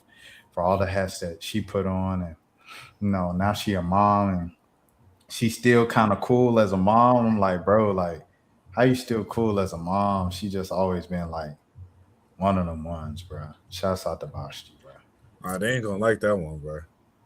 What they don't like Vashti? Nah, how you still cool as a mom? Hey, people don't be cool as parents, bro, anymore, bro. You become a parent, you gain like a little you know what I mean? Like corniness, bro. Like as a dad, you get dad humor, all that, all that stuff. Nah, facts. This generation of parents different though. Nah, Yeah. facts. Real quick though, speaking of it girls, y'all saw who Roxy dates? Roxy Diaz, Yeah. Anthony Anderson, right? Isn't it? Oh. Yeah, I saw that. Yeah. Blackish. Yeah, that was just a random connection. Yeah, no, these. I mean, it makes sense. I mean, Hollywood is like, I don't know. I feel like there's a lot of weird couples that happen in Hollywood just because it's like they in close proximity to each other. You know what I'm saying? But like at the same time, yeah, that is kind of like Roxy from 106 in Park. I mean, I don't want to just call her Roxy from 106 in Park because she's done stuff since then. Like she's actually had a successful career. But yeah, that was kind of random. Like where did y'all meet at? But I mean, she dated Eddie Murphy, so. Oh, well, that's yeah. She like humor. Right. She like older, funny black man. No, facts. I can't hate on Anthony Anderson, though, bro. I feel like he represented the fat black man well. Like he did his thing, man. He lost the weight. Like if you were a plus size black man, he's like a good role model for you. No, facts. Man, this man, bro. They was announcing the development of Blackish like a year or two before it came out. And I tweeted him. I said, yo, let me in the show, bro. And he liked the tweet. He ain't never reached out or nothing. That was the end of it, bro. I was like, dang, bro, for real? And Blackish became a hit. Dang, Yara Shahidi done became a household name. Marseille Martin, a household name for her generation. Right. Shouts Yara out to Shahidi, one of my crushes too. Not gonna hold you. Yara Shahidi. Yeah. What I said? I mispronounced her name, didn't I? I know you said it right. I was just saying that's one of my crushes. Okay. Yeah, shout out Yara Shahidi. She was young for a little minute though. She only like 4 years younger than me. I was just about to say, bro, she only 4 years younger than me. Hey, I'm 30. She like 26. Nah, she ain't. I ain't saying she was my crush when, but even then, it was like, okay, how? We ain't putting no weird faces on the kid. No. That's the drop I need. I need Kendrick Humming as the next drop, bro. She about to be. Oh, she got the same birthday as my mom. She about to be 26. That's the latest drop I've added. But I think I'm gonna sign up for. I think you gotta have a membership on StreamYard to have the soundboard. No, it just come with it. Oh, no, but I pay for it. I pay for StreamYard. Yeah. I might sign up for the membership. Oh, yeah, if you sign up through my link in the bio because I'll be adding it, and you get so and so % off or something like that. Yeah, let me be clear. I didn't find Yara Shahidi attractive until she was of age, and and even it wasn't like she was like, yo, this is crazy. It wasn't like I was waiting for her to turn 18 on some weirdo shit like that, like you niggas be doing with these OnlyFans models. Like, it wasn't nothing. I just looked up one day when she was like 20 and I was like 24, and I was like, oh, she's pretty. Like, you know what I'm saying? I want to clarify that right there. Hold on, let me see something real quick. You must see when Blackish came out? It was like 2014. Hold on. Yeah, I knew when it came out. Hold on. I don't know why I know that, but yeah. Hey, you say so you don't know why you know that, huh? Nah, I don't know why I know. It didn't have nothing to do with her though. Yeah, I promise you, I was I was 18 when that show came out. Yeah, I was not 18 looking at 14-year-old Yara. I promise you guys that. Now 20. No, excuse me. When she was 20. Now, you know what? This conversation did not go the direction I thought it was going to go. I thought it was just going to be real quick. Let me. All right, Grownish. Let's see Grownish. Okay. All right, let's see. She was 18. So you said you wasn't waiting for the 18. No, I definitely wasn't doing that. That's crazy. But season 1 of Grownish, you weren't looking like she all right? I don't think it was season. I think I probably noticed. Not even that serious. Like, I'll be honest, it probably was around that season, like that time. he did the Kendrick Lamar. He's a fan. No, trust me. Now I feel like I'm like in an interrogation room right now. Now I just remember because I had a friend and he older than me. And he always be like, I ain't speaking on Yara. Like he always used to say that. So I don't know. That's how I was so up on her age for. You know, it probably was exactly around that time because I remember I realized Chloe Bailey was fine because of that show before they went separate solo. I was like, bro, like, am I the only one that noticed? Like, she bad, bro. Like, around that same time. So it probably was like 2018, 2019. But again, 2018, I was 22. 2019, I was 23. I'm not that far off from her. Yeah, Chloe, you safe. Chloe, you safe. Oh yeah, Chloe, I'm super safe. Yara is a little bit. Yara's on that. Dun, dun, dun, dun. Yeah, Yara was, you know what I mean? Dang, where's yeah. You lucky I love you because I'm not gonna throw you under the bus right now, but we gonna talk after. Okay. No, it ain't no issue. Only reason because it was okay. All right. So I got another friend who be trying it, bro, with somebody, you know what I mean? And I'll be like, because they was like, well, what is so and so? I said, oh, that is a young person. That is a, you know what I mean? That is a young adult. But you know what I'm saying? I keep an arm's length distance, you know what I mean? For sure. And that is also, you know what I mean? You know what I'm saying? Yeah. Okay. That's the reason I was like, I ain't gonna do my dog dirty, but that's what came to mind. Before I even thought of that, folks was already, you know what I mean, over that, you know what I mean. Yeah, we talking real and cold right now, you know. But okay. I ain't gonna lie. I'm okay. I got to do it to myself. Yes. Okay. All right. Legal, but not right in the moral space. Court of law for sure. You know what I'm saying? So Yeah, the transgender woman that catfished me. I don't care, but I'll talk about it now. The transgender woman that catfished me, she was like, she was 21, and I was 30. I was about to say, not the age too. It was the age, and she wanted. Yeah, even then, it was like, I don't know, bro. Like you, because I told you before, I wouldn't be.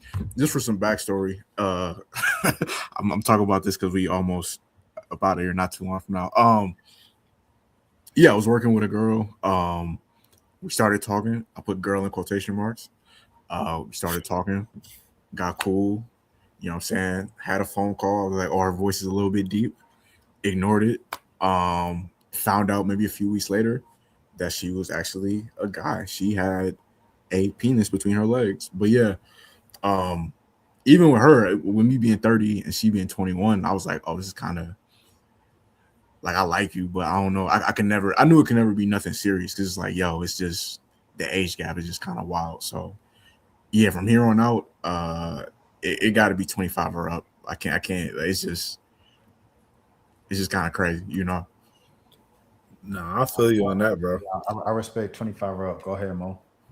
I was gonna say, I know for me personally, you know, it's crazy. It's weird. Like I had at one point last year, you know, when I thought about getting back out there for a little bit, and then I was like, I ended up deleting, but like I made like a little Bumble account or whatever. And I remember when I made it, I was just like, at first I had it, cause you know, I remember when I was in my 20s, I'll drop it down to at least 21, 22, you know, and I didn't really care. But then it was just like, bro, I was looking, I was like, bro, anything under 25, they look young. It just don't really be as attractive to me anymore. And then just like me knowing like their mindset, you know, and I'll talk to my coworker and I told my coworker about it, and I was like, yeah, bro, like I can't date a girl that's like under 25, 26 now. And he was like, you know, he was like, oh, why? And I was like, bro, you know, he's like 26. And I was like, I think for me personally, I feel like in a sense, a lot of times you'll talk to a girl that age and they're still discovering themselves. And I've talked to I've talked to a girl just like you over the last 10 years, essentially, you know? So it's like, in a sense, it feels weird because I kind of know you better than you know yourself right now. Like, I kind of understand how you're feeling about certain things because I know how women your age are feeling about certain things. Because I talked to them, I experienced that and went through that already. And so it just be kind of feeling like at times, like, you're taking advantage because it's like, bro, I know, yeah, like as I said, you just kind of, that's like with your parents. You know, your parents you be feeling like they be telling you certain things and like they'll tell you about a friend or you know, they tell you something about yourself and you be like, nah, I don't know what they talking about, you know? But it's like they do because they were once your age. Not only were they once your age, they've dealt with people who were your age for a good amount of time, you know? Like they've seen it over and over and over and over. So that's why now, like women who are under a certain age, you'd be feeling like, and I just feel like the girls who are younger, they're just completely different, you know? It's like the age gap is just kind of weird these days where they just be on different stuff. But yeah, that's just personally how I feel. Cause I just remember talking to women when I was like maybe like 27, and then I talk to a 22-year-old, and then it's like having a conversation with her, and then seeing how she kind of reacts and what she thinks and certain things, and I'm like you remind me just of another girl that I talked to when I was 22, you know? And so I kind of get already what you kind of thinking, how you kind of feeling. And, you know, and it just feels weird, you know? So if you want it. He was talking about the sexy red, because he had a picture. Yeah. No, facts. But yeah, that's personally how I feel about, like, you know, like I can't date under about 26 now, because it's just like, yeah, it just feels weird. I like just looking at them; they just look young now, and I'll be like, that just don't be attractive to me, you know? Yeah, for me it's like the same thing. Like I said, definitely going forward, going to be 25 and under. But I'm not gonna lie, my coworker, if they did not have the aforementioned penis, probably would have been going. I probably would have been going. I'm not gonna lie to you at that time. But yeah, it'll be 25 and older at this point, because it's just like ain't even. It's like it helps with the conversational thing, because I had other coworkers. Like I had another coworker. She was kind of like my little sis at the job or whatever, and she was 19 and I was 30, and I'll just be having conversation with her about like the stuff that she grew up watching, like the TV shows. And it just made it was like, yo, you really grew up in a completely, like, I was naming certain TV shows from my childhood. She did not know those shows at all. And it's the same with her. Like, she was naming certain shows that she grew up watching when she was, because if she's 19, she was born in 2006. You know what I'm saying? So like her childhood is like 2011 on up as far as what she could remember. You know what I'm saying? So yeah, it could be it definitely could be like a weird situation talking to somebody that's much younger than you if you're romantically involved with them. No, facts. Yeah, you know, it's interesting. Yo, do y'all feel so? You know, I told y'all like I recently got back out there in the game where, you know, I'm talking to one shorty or whatever, and I've realized, like, I feel like I've known this, but it just really stood out this time around, bruh. These girls, their standards are dummy low key, and if you just do the basic stuff, these girls be just like, oh my gosh, like, I told you that I didn't, you know, that I ate steak last night, and you asked me, am I eating leftover steak today? You remembered. It's like, yeah, like, you know, it'd be like the simple stuff, and it'd be like, it'd be seeming like, man, y'all be dealing with such ain't-ish dudes. It just set the standard. You feel so low sometimes, and it makes you seem like, I feel like sometimes when you talk in that talking stage, and I know for me personally, I feel like a lot of times I end up like talking with these girls, and they see such a future within it so early, because it's like, oh, you just like, you know, like, I don't know, like my mom raised me right, you know, so I'm gonna treat you with respect at all times and all that different stuff. But and it just be like, bruh, like, I don't know. It's like, that's just how I feel. Like, do y'all agree? Is it, or do y'all not feel like y'all have that same experience? I feel like was you gonna say something, Short? Oh no, I feel like it's low key. It's like it's no in between. It's like either their standards is extremely low or extremely high. It's not like either you got to do the bare minimum, just like hold the door open and be respectful and get them something to eat or something like that, or they want a Birkin on the first date. Like, it ain't really no in between out here. So yeah, it's a weird era, like as far as the dating, because it's almost like everybody's influencing everybody. Like, if you look at social media, it's like a lot of even like some of the older women, like they be the same way, where it's like they want the bags on the first date and all that too, or like you were saying, like the low standards, like it's just they don't have no standards at all. Like, you just gotta have a pulse and remember their first name, and they giving it out. So yes, it's a weird time. Like, you definitely picked a I mean, I've been out here the whole time, so I already know. But like, you definitely picked an interesting time to come back outside for sure. Man, I'm going back in. I ain't gonna hold you. I don't blame you. I don't blame you.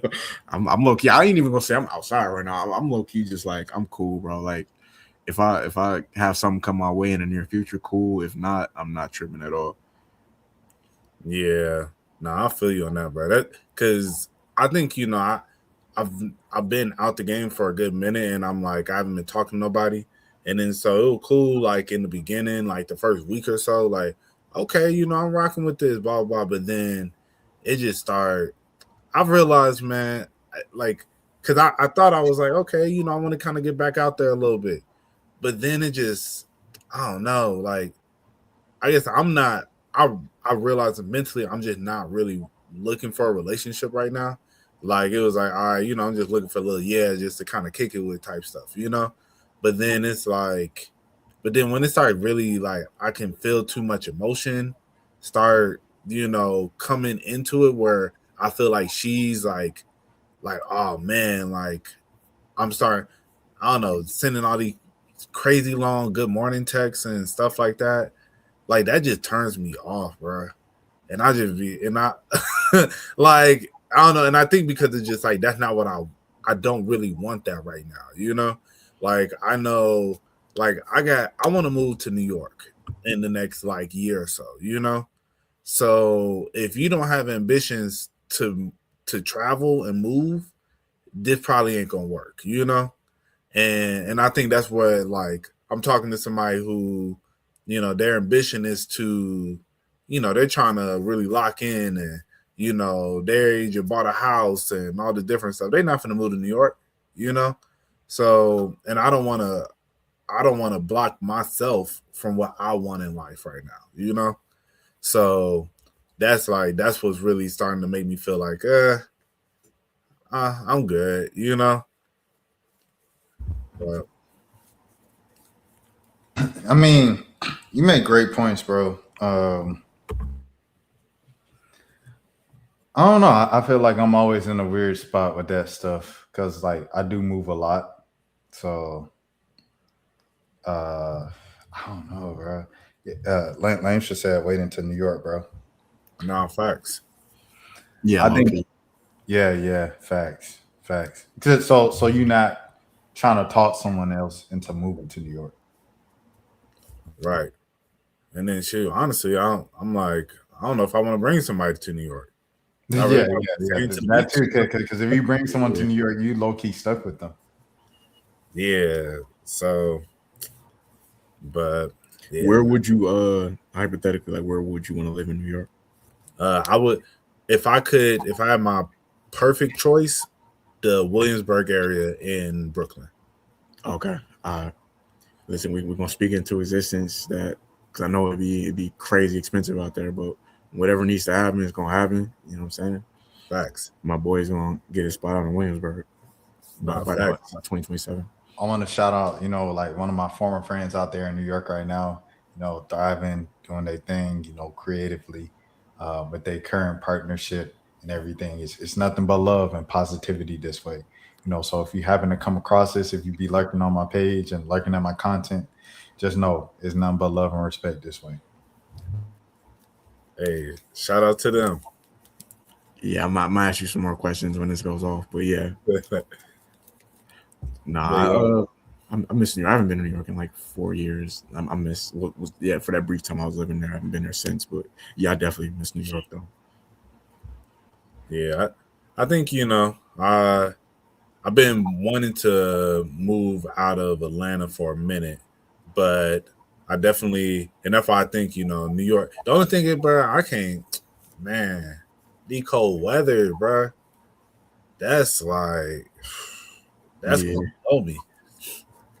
So I'm definitely a Southern kid, bro. I'm not gonna lie to you. I can visit New York. I could visit LA. Like I thought about LA a couple times, but nah, bro, it's just too far. If I did move out of the Metro Atlanta area, it would be. I low key would want to go somewhere Pacific Northwest, just because it's like if I'm gonna move, I want to go. Like I want to just be like just somewhere that's not even remotely my lane, like somewhere that's not even like Portland or something like that. You know what I'm saying? Even though I heard they got a bunch of, I heard Portland low key kind of wild out there, just because they don't like technically no drug out there is illegal. So they just got a bunch of people out there wilding. But like somewhere like that though, like Washington, or I go somewhere random like Oregon or something like that, and just, you know what I'm saying, get a cabin in the woods if I was gonna move out. But I don't know if I still feel like I got certain stuff I want to accomplish here before I leave. But at the same time, it's like, all right, I'm 30. You know what I'm saying? Like how, you know, like how much longer am I gonna stay if I do, you know? But yeah, I think I got at least a few years here before, if I was to move. Nah, I feel you on that, bro. Yeah, I definitely I think ultimately, like, the goal is to, and you never know how life is going, you know, turn out. But the goal is, you know, I want to travel a little bit, but then I want to come back to Atlanta when it's time to like raise a family. That's the thing I've always kind of thought about, because I'm like, you know, I love Atlanta. You know, this is, I would want my children to be Atlanta kids. You know, I want them to appreciate what this city has to offer.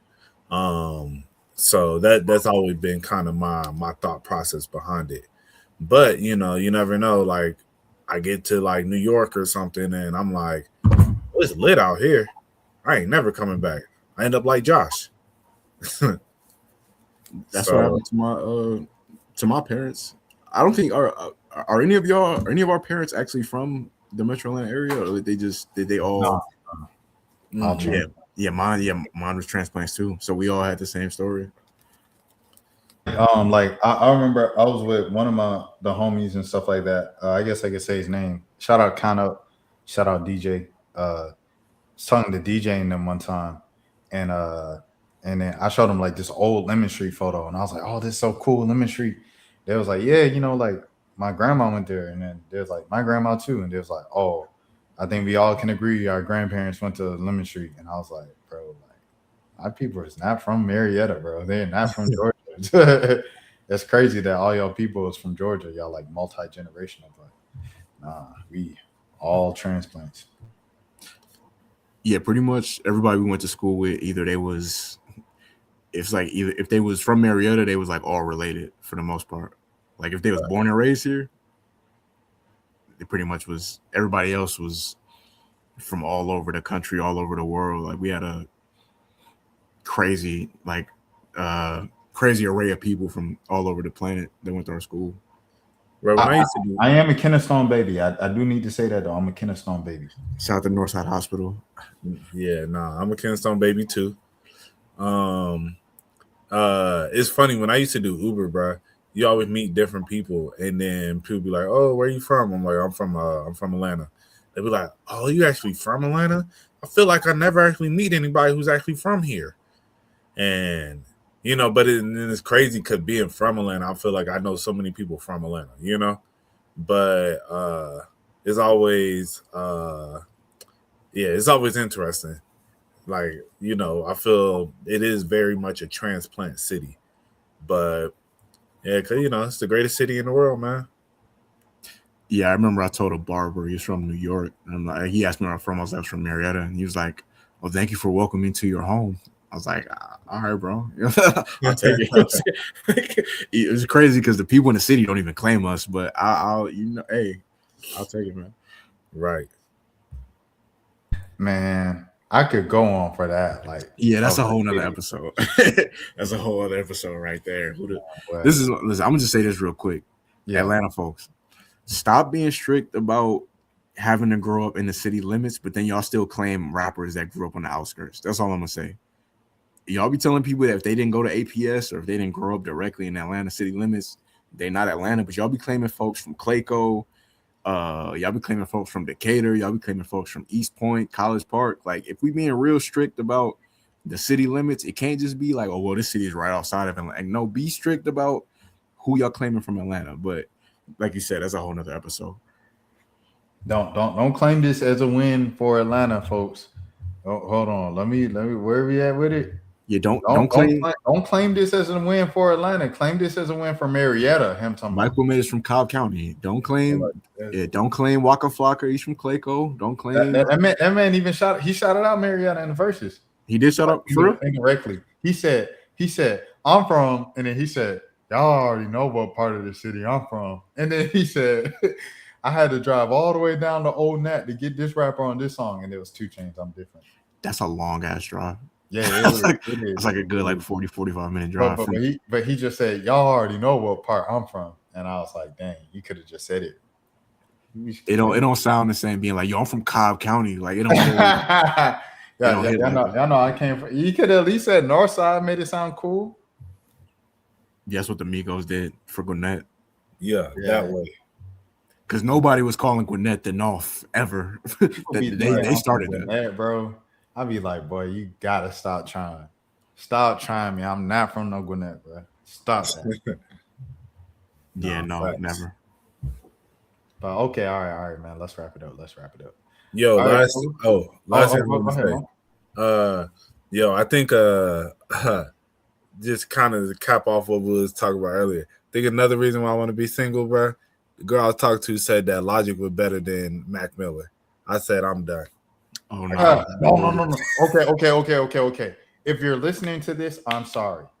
I'm sorry that I had to broadcast this on a pod. If you listen to this, I had someone recently who is, you know what I'm saying, our age group, even, you know what I'm saying, older. I'm playing The Love Below, and I said, I just been on Outkast ever since I went back home last month. And I was like, okay. And then they was like, I never heard this song. And I think it was like She Lives in My Life. So I was like, okay, well, you definitely heard this next song. And you know, the next song is Hey Ya. And she's like, nope. I was like, you never heard this song? She's like, no, let me listen. No, I never heard this song. And I was like, you've never heard Hey Ya? And they were like, no. And I was just like, I don't even. And then Roses was next. I was like, have you ever heard this? And then she was like, no. What race is this person? Or what race is she? Bro, I said the same thing. I said the exact same thing. Come on now. Okay. All right. Well, that's all you need to. So I was just like, I was. Yeah. Wait, was this so like what Mo says, bro? Like that music stuff, can it be a deal breaker? 100%. And it might seem petty. I do not care. Wait, was this a coworker or a friend? No, this was a friend. Okay. Oh, okay. All right. So that's why you. Okay. So this was a black woman. Okay. That's crazy because if you played like, even if you played So Fresh and So Clean, like that's a major hit. But I could see somehow, some way, like maybe somehow that slipped through the cracks or whatever. Hey y'all, if you was alive in 2003 and you were like. He said if he was alive. No, literally, if he was alive in 2003 and you old enough like to at least have been in like elementary school at that time, that song was inescapable. Like that wasn't even that song is low key as great as Speaker Box The Love Below was. That song is probably the main reason why they won that Grammy for Album of the Year. No, I can't be mad at that tape. Cannot be mad at that tape. And then but then she goes, this is what she goes. She says, I know Miss Jackson. See, that's what I'm saying. Like, how you know Miss Jackson? But they both was the same level of song. Yeah, Miss Jackson is below Hey Ya. Yeah. If we're talking about popularity, I mean, Hey, like Miss Jackson is probably like a black classic, but it's not necessarily like a mainstream. No, it was mainstream. It went. I think it went number 1 on Billboard. But it's like Hey Ya was, bro. Hey Ya's like Rolling Stones, like top like 3 songs all time. Yeah, it's different. Hey Ya's up there with Usher. Like, yeah, like those two are like right. They went beyond Atlanta. They went to the world, bro. Oh, global, international. Yeah. Hey y'all, that's almost like trying to think of like a song from the 90s that would be like that just like everybody knows, even if you Hypnotize. Biggie Hypnotize, perfect example. Like I wasn't alive in 1997, but like I was alive, but I was in diapers or whatever. But like, yeah, everybody knows that song. Like it don't even. if you play that with older white coworkers, would they really know Hypnotize though? They'll know of the song. I feel. Like I mean, would they go boom, boom, boom, boom? I feel like they would at least know the hook, like the Biggie, Biggie, Biggie, can't you? I feel like they would at least know that part. I don't know. Maybe not word for word, but they would know. Bro, Hypnotized was. See the thing is, I'll work with folks. You know what I mean? Like I'll work with these folks. Like, and the stuff they don't know, I'd be like, ain't no way. Like it's stuff that's like mind blowing to me that they don't know it. See, it's tricky with old white people because like it's like old white people, they might not. It's like either they know it or they don't know it. Like you'll meet an old white dude that casually listens to like Young Dolph or something like that down here. Yeah, facts. Yeah, but then you'll meet another old white dude that don't listen to no rap music at all. You know what I'm saying? Like they'd be kind of all over the place. It's a fact. No facts. Well, but yeah, Mo. If you wanted to continue on with your Logic story. Oh yeah, I mean yeah. Shorty said that Logic was better than Mac Miller, and I was like, what?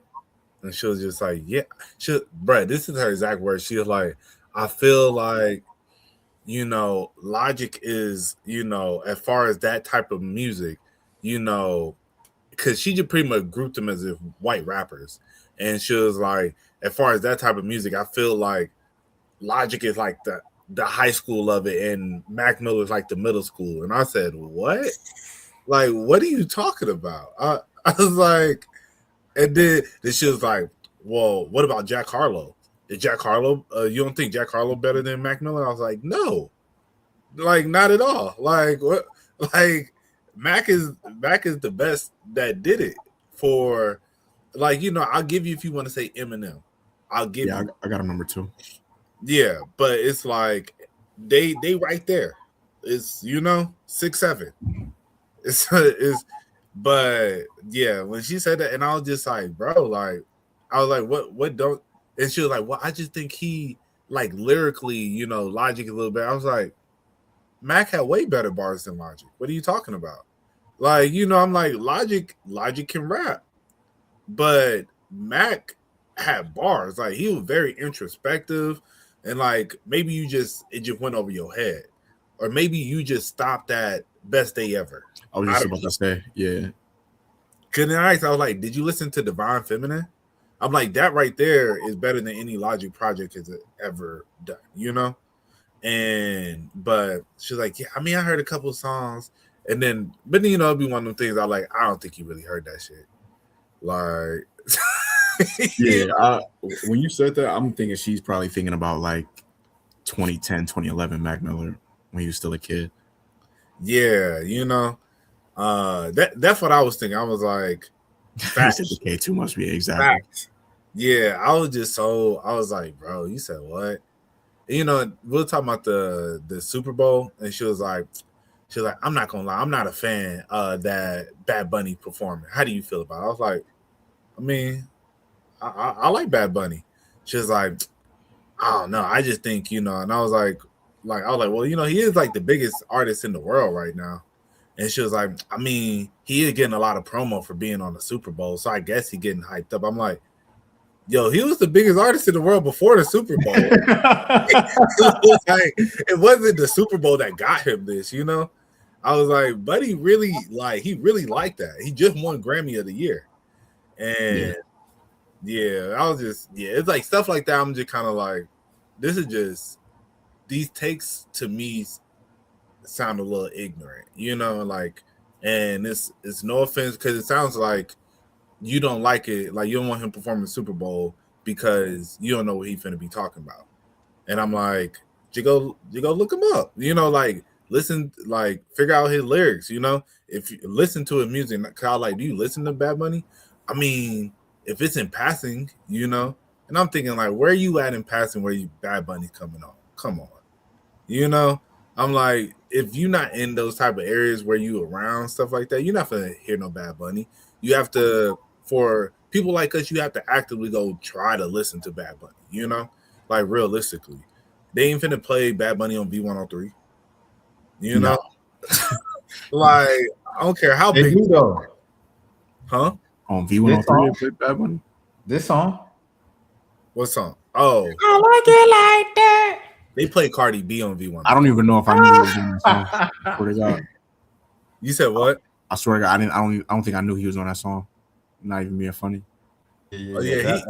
These are like two of the the only Bad Bunny songs I know. Like I know I don't know if this song is Bad Bunny, but I know the song because they play it all the time. Is it the is that Bad Bunny? I don't know. I'm not even sure. Okay, all right. All right. Let me rewind it. I know the Drake song. I know I Like It Like That from Cardi B. And I know another one that's like, oh, dino. I don't know if that's Bad Bunny, but if that is, then I know 3 Bad Bunny songs for sure. He put out a song a couple years ago. I don't know the name of it, but that song was fire. I forget what the name of it was. He shot it in New York, but I don't know what the name of the song is. But that song was fire. Pregunta? That might be the name. I think that is the name of it. Yeah. That song is hard. That song is bro. fire. Yeah. Fire. The album that he just won best album for, like the title song is, the album called Debbie Tirar Mas Fotos. I'm probably saying it kind of wrong, but yeah, it's like I should have taken more photos. And like the title song is about like I should have taken more photos when I had you, should have gave you more hugs and kisses, stuff like that. And I was like, it's like stuff like that. I'm like, bro, he said like he be spitting. Yo, okay, last thing that Shorty said that I just thought was this like, because she was just saying some crazy like takes that I'll just be like, what? She said, I think it's more impressive. Facts. She was like, I think it's more impressive that he's able to rhyme it in Spanish, to rhyme words in Spanish, and then make it make sense in English. I said, I think he was rhyming it in Spanish to make sense in Spanish. And then when it got translated, it just made sense in English because it made sense in Spanish. Right. And she was just like, I mean, I just think it's more talent to be able to rhyme words in other languages. Because, when they be talking, it don't really seem like it makes sense. And I was like, what? Like, what?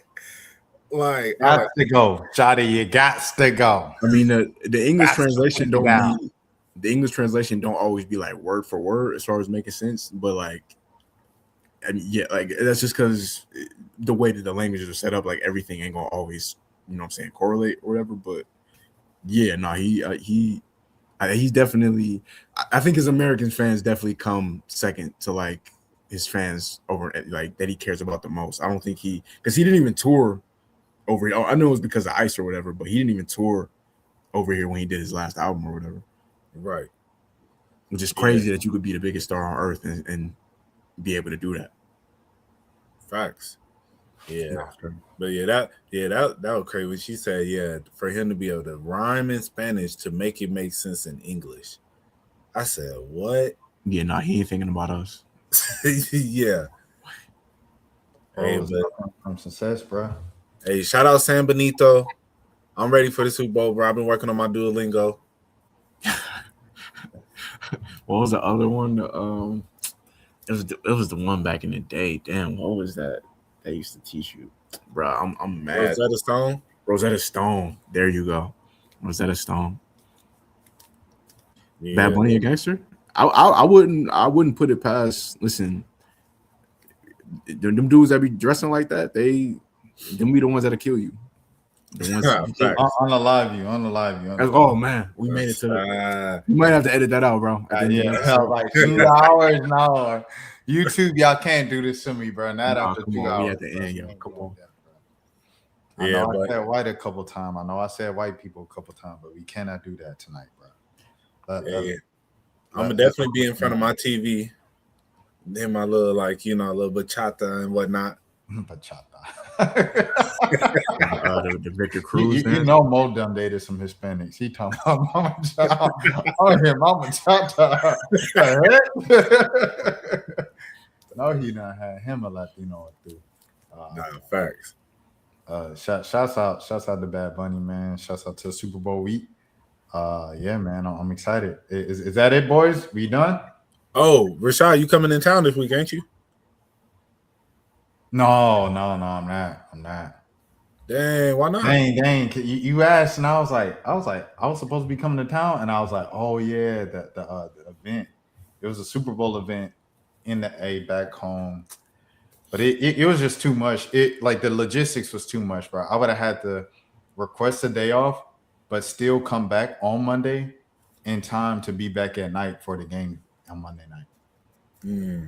So it was just like that's a lot of like requesting, had to get this off, still gotta drive like I'm working that day, and even though I had the day off, I'm working that night. You know, like it was a lot of stuff like that I was just like, I don't know. Nah, facts. Yeah, I'm trying to see what it's looking like next week. If I don't know if I wanted to make it down to New Orleans, but I don't know if it's gonna be. You ain't talked to Mo because Mo can't come down from Mardi Gras. Oh, But Mo, he got to come back, like, or he's thinking about coming back in the next couple months, like after. Okay. So it's like, if y'all, you know what I'm saying, want to come, like, I think it'll probably be better when y'all come both at the same time or whatever. So yeah, for sure. Type. Yeah, here's we're thinking about coming down for I'll coming down for Keith Lee Festival in May. They haven't released the actual dates and everything yet, but So it's like a food festival. I'm assuming so. Okay. Food and music, and he's gonna be doing a family obstacle course challenge thing. So like families can go against his family in the obstacle course, and they time it and see who's gonna win and stuff. Are y'all trying to go? Yeah. I'm trying to go for sure. Yeah. No, I'm saying you trying to be an obstacle course? I mean, if y'all come down and they count us as a family, yeah, I'll do it. I bet it's up. Would I do it with my actual family? Probably not. Why? We trying to win. Right. Y'all gonna be holding us back, everything. You know what I mean? Like, salute to the family, but like, hey, we trying to win. Nah, I feel that's valid. We can pull it off. But all right, let's get up out of here, y'all. All right. Wait, what? It was crazy, bro. It was crazy, bro. All right. Where can people find y'all, man, on social media? Underscore Twitter. I say underscore Twitter underscore Jelani, 2 underscores at the end. Make sure y'all follow the pod, or not follow the pod, subscribe to the pod. 1 a.m. podcast 992. That's 1 with a 1 a.m. podcast 992. YouTube back. Now I want to see what his comment was. Yeah, last 992. Yeah. All right. You know, you can find me on TikTok at Rubberband Mo. You can find me on Instagram at RBMO ____. And you can find me on X at Monos _ Shout out that boy Elon. No.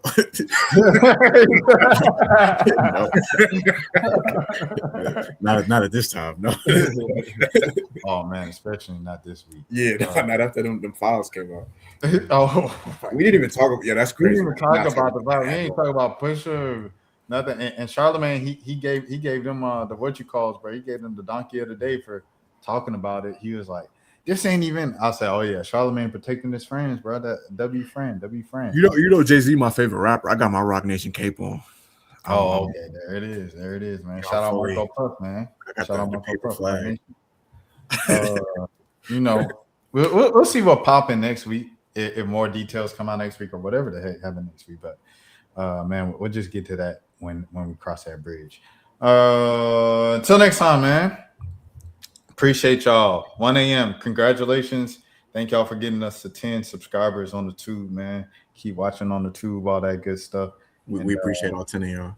Yeah, man. No. It ain't just 10 because we had 22 views a couple episodes ago on that mug. I'm talking about subscribers, but yeah, anybody watching this, we thank you for real. Shout out to all the viewers, but especially shout out as Jelani said, to the 10 subscribers, man. Our first 10. All right, we out of here, man. We'll see y'all next week. Peace. Throw your motherfucking hands. Get 'em high.